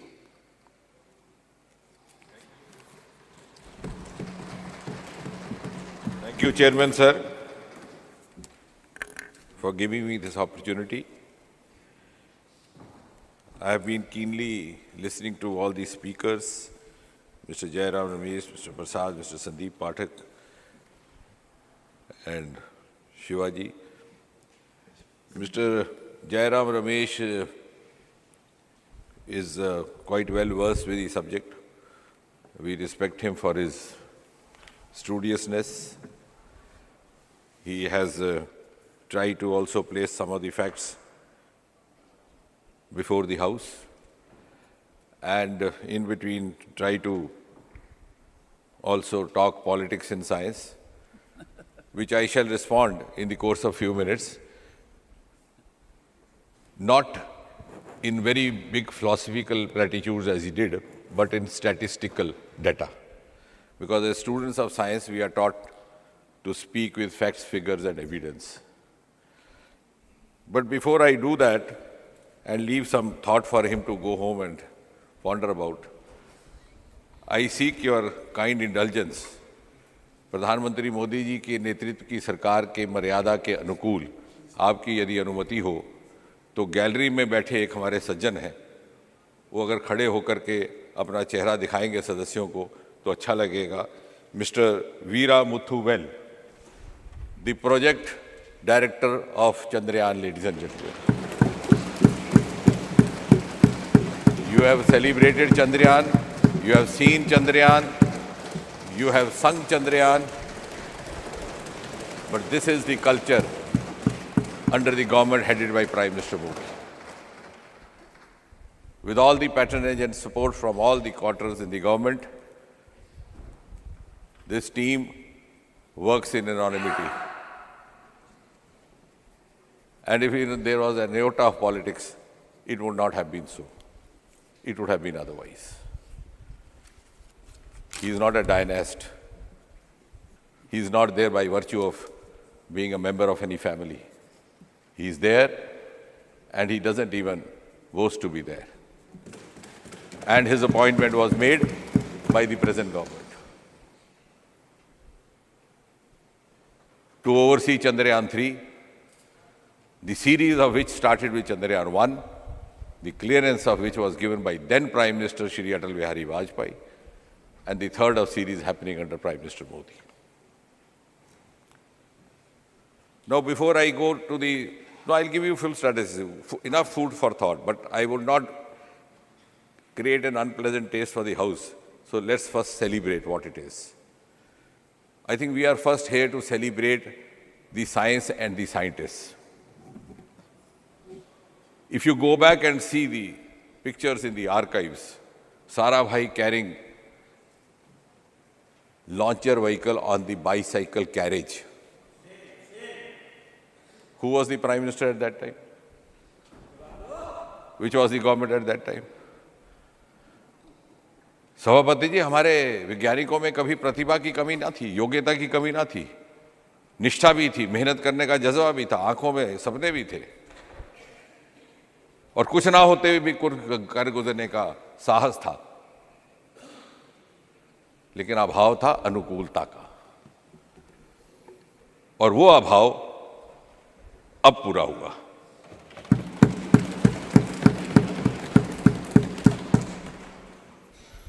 ये ठीक कहा गया। अब ये जो आंकड़े बताए गए, this is part of the history, I don't think we have to repeat it, everybody is familiar. You don't even need a crorepati question for this. Everybody knows it started in 1962. It began in 1969. You had the ISRO. All that has been given. What is important is that when we started our program in the early and mid-60s, on the one hand, you had Sarabhai, devoid of transport, and on the other hand, you had Soviet Union and United States preparing to land a human being on the surface of moon. So that was the gap, that was the difference and the distance between the two. And still, this group of young scientists had that courage. Now, what has happened which has led to this quantum leap? Something might have happened. कोई जादू की छड़ी आ गई। अभी हमारे मित्र कह रहे थे कि वैज्ञानिकों को पैसा नहीं दिया जाता, प्रोत्साहन नहीं दिया जाता। उसकी भी मैं बात करूंगा एक एक करके। शायद कुछ एक हाल ही के दस्तावेजों से वो परिचित नहीं है। कुछ तो ऐसा हुआ होगा that we started meeting success now and not then. 3 generations later, इन्होंने कहा कि this is not a military program. ठीक कहा जयराम जी ने, and he complimented for not making it a military program. The question then is, if it was not a military program, then why were the civilians debarred from entering into the premises of Sriharikota? And this? You had regimented it. It is for the first time that the gates of Sriharikota have been unlocked in 2020. Who was the Prime Minister at that time? I am not going to say. Because this debate is not around Prime Ministers. Unfortunately, it has been sought to be. No, you made it. You made it a Nehruvian debate. I don't want to go into Nehruvian blunders. I am not going into that at all, because I said, with all honesty, we'll talk in facts, figures, on the basis of evidence. We don't even need to name the Prime Minister. I am not naming anybody. But this happened only in 2020. At the time of launching of Chandrayaan, Chairman Sir, there were thousand media persons right at the site watching it with their naked eye. Somebody tweeted from that side, I don't know whether it was Jairam ji himself, कि what is the difference, क्या बड़ा हो गया. I was that time at that side. The landing had just happened 10 minutes earlier, and the media person confronted me. What do you say? ये आया उनका, वो भी विद्वान है. वो कह रहे हैं कि क्या फर्क पड़ा जो इतना शोर हो रहा है. I asked him, when did you come here last? He said, sir, first time. I said, that is the difference. No, this will tell you. अब बात तो आगे चलेगी। तो ये ट्वीट करने का क्या मतलब था? सुनिए बात को। You'll have to. Now the point is, the common man was debarred from even peeping inside the gates. This will address all that is being said. Now they are saying why they were kept away. You had kept the Space Department behind a wheel of secrecy. You had regimented it. You had disallowed it to be synergized with all these stakeholders. You had disallowed to the industry to indulge in this. And that is why the progress got halted. It took us 75 years to reach where we have reached. And that has happened after the quantum leap of the last few years. What has happened? Before 2014, there were 4 startups in space, 4. It is embarrassing to say. Between 2020 and today, there are 150 startups. Earlier ones have already turned into entrepreneurs like Skyroot and others. I'll come to, one of our friends spoke about the science at large, that also I'll come, but let's first celebrate what we are doing.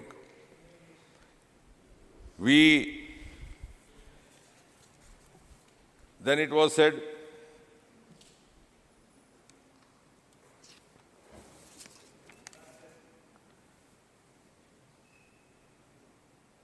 engineering colleges, government engineering colleges, women colleges, this is what Sri Jairamji was saying. And he was saying, why you celebrate 5 IITs only? Thank God we celebrate. These were created by Nehru. But we have never said that our scientists are only from IITs. Even today, the gentleman I have introduced is not from IIT.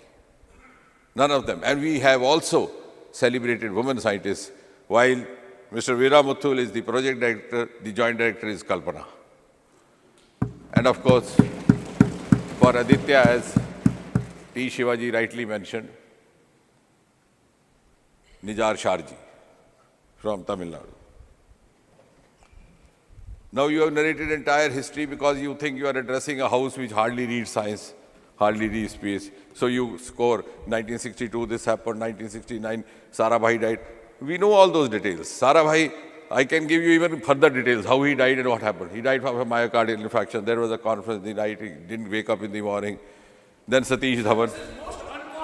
No, you have spoken. You have spoken. You have spoken. I'm not yielding. What I'm trying to say is, you are trying to narrate a chronology. You are trying to narrate a chronology simply to summarize the facts.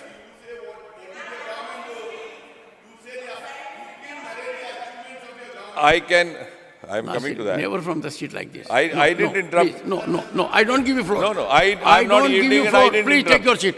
Please continue. No. Don't come in defense of Jairam. Jairam is nothing will go on record. Jairam is competent to defend himself. I am narrating and if all. there will be an occasion, I am I'll give narrating opportunity. both what the past governments did as well as this government does. And I'm not naming the prime ministers. Everybody knows Sarabhai passed away unfortunately at the prime of his life. Satish Dhawan stepped in, and of course he had to, for legacy reasons, the headquarters continues to be in Bangalore. Now who knows Satish Dhawan more? Incidentally, he belonged to Jammu and Kashmir, which many of the friends here may not be aware. Nevertheless, that is besides the point. What I'm trying to say is, need not share these facts just to impose ourselves. Let's actually talk about the facts and figures. Now, when you say what is new, and as it was tweeted, the new is the budget itself. I'm going to come to the funding as a whole, but if you see only the government budget, if you see the space budget alone, there is a 142% increase in the last 9 years. The budget of Department of Space in 2013-14 was 5,168 crore and 96 lakh, you can check verify. The budget in 2023-24 for Department of Space is 12 crore 5,043 crore 91 lakh, nearly 13,000 crore, almost 3 times increase. Now for the friends who were generalizing, saying what is the science budget, I can give you individually. Overall, if you see all the science departments, the total budget in 2013-14 was 21,025 crore. This year, it is 57,303 crore and 69 lakh. I'm not going to the other departments of science because, for example, even in atomic energy, somebody was referring to atomic energy. It was 7,561 crore in 2013-14, and it is now up 3 times, 25,078 crore and 49.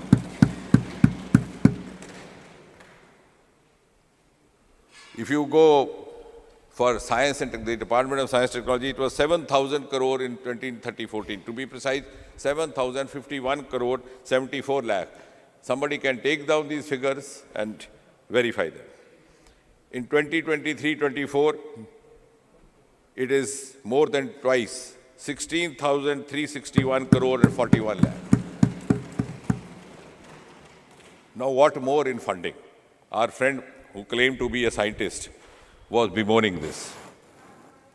What earlier governments did not do and what this government has done.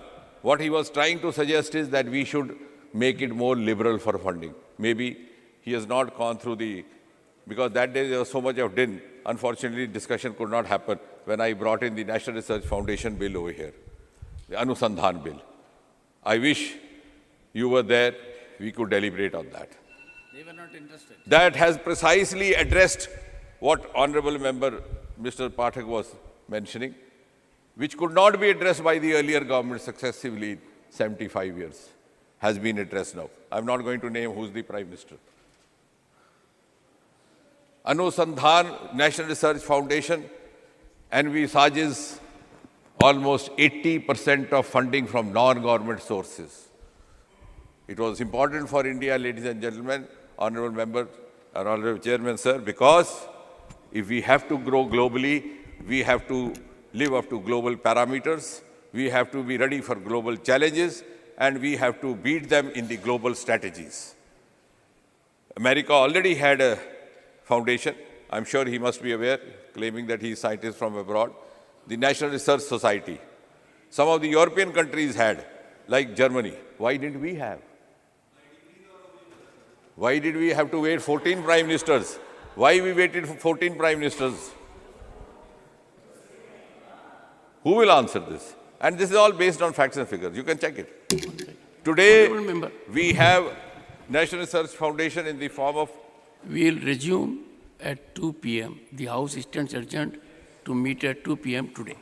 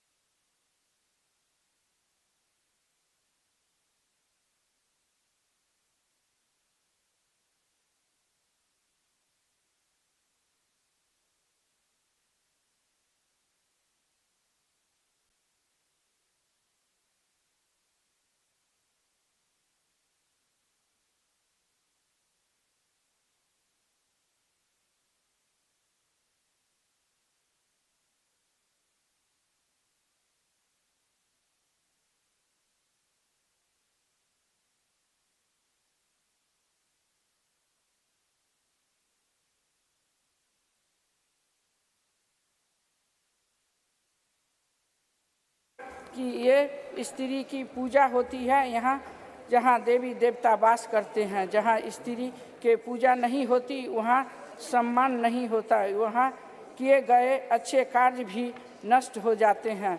महोदय, ये हमारी भारतीय संस्कृति रही है और सरकार के इस बिल के माध्यम से साबित कर दिया है कि संविधान में सम्मान लिंग भेद से वंचित नहीं किया जा सकता है। जहां महिलाओं देवी देवता के रूप में लोग पूजते हैं, काली दुर्गा के रूप में पूजते हैं, वही महिलाओं का सम्मान होता है।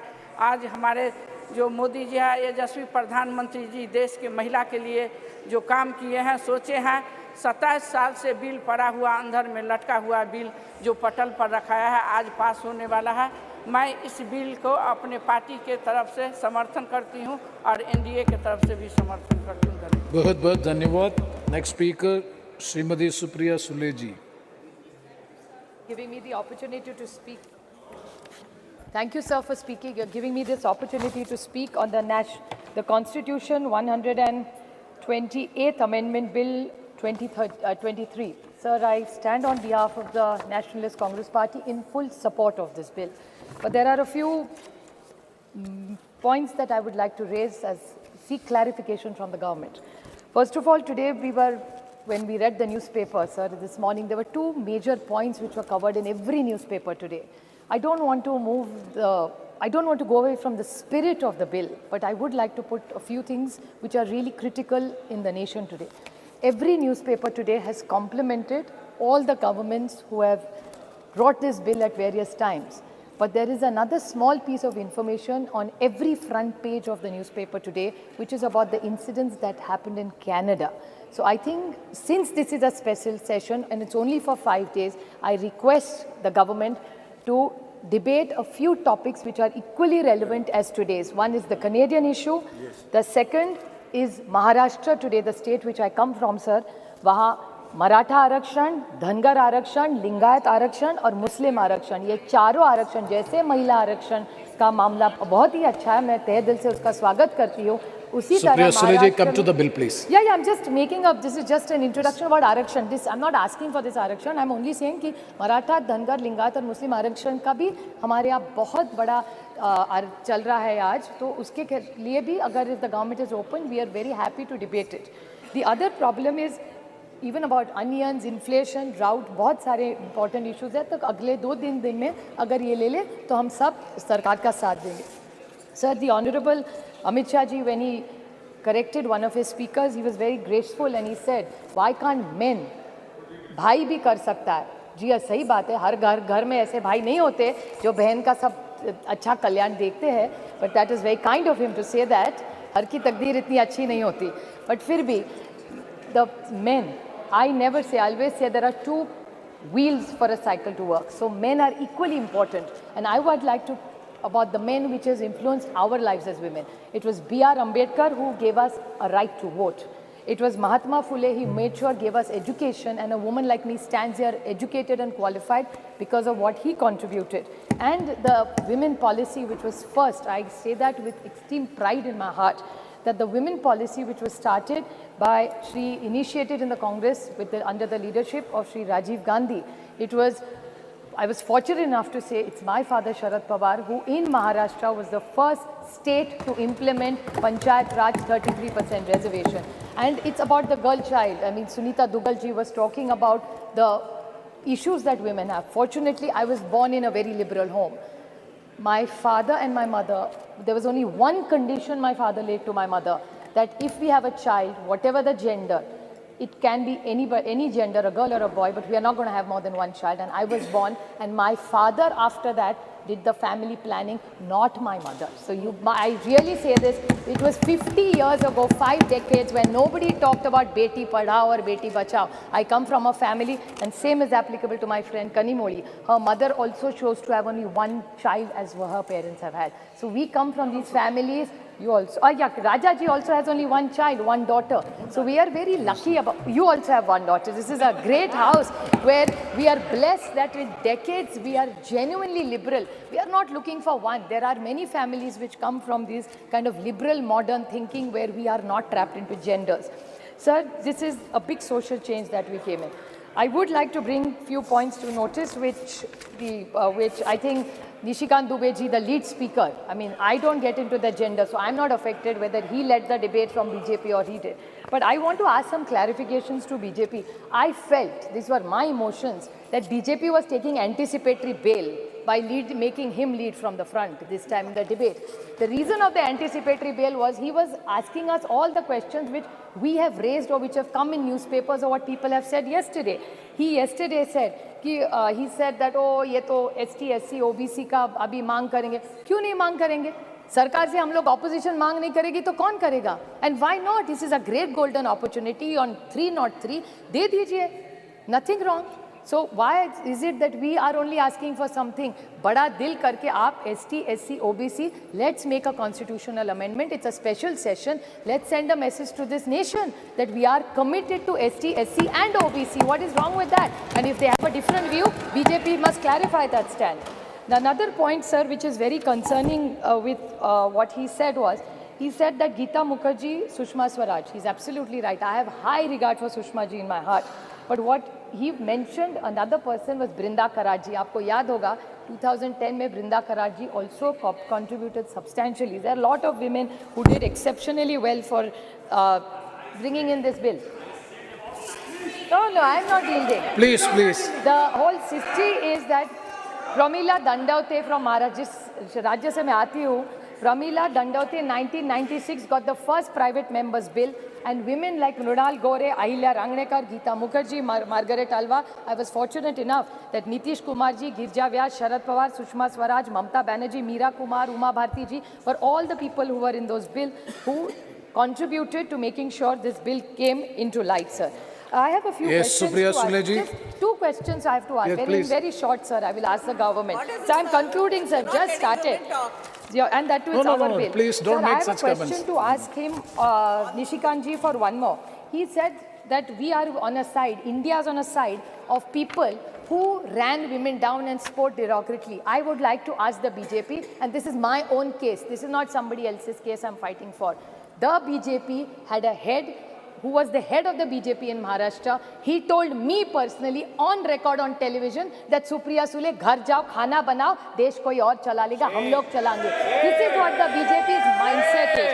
Another minister in their cabinet has used a derogatory word against me. So BJP जवाब दो, जब हमारा कुछ कह रहा है तो इंडिया खराब है. आपके मंत्री पर्सनल कमेंट्स करते हैं personally on elected women member.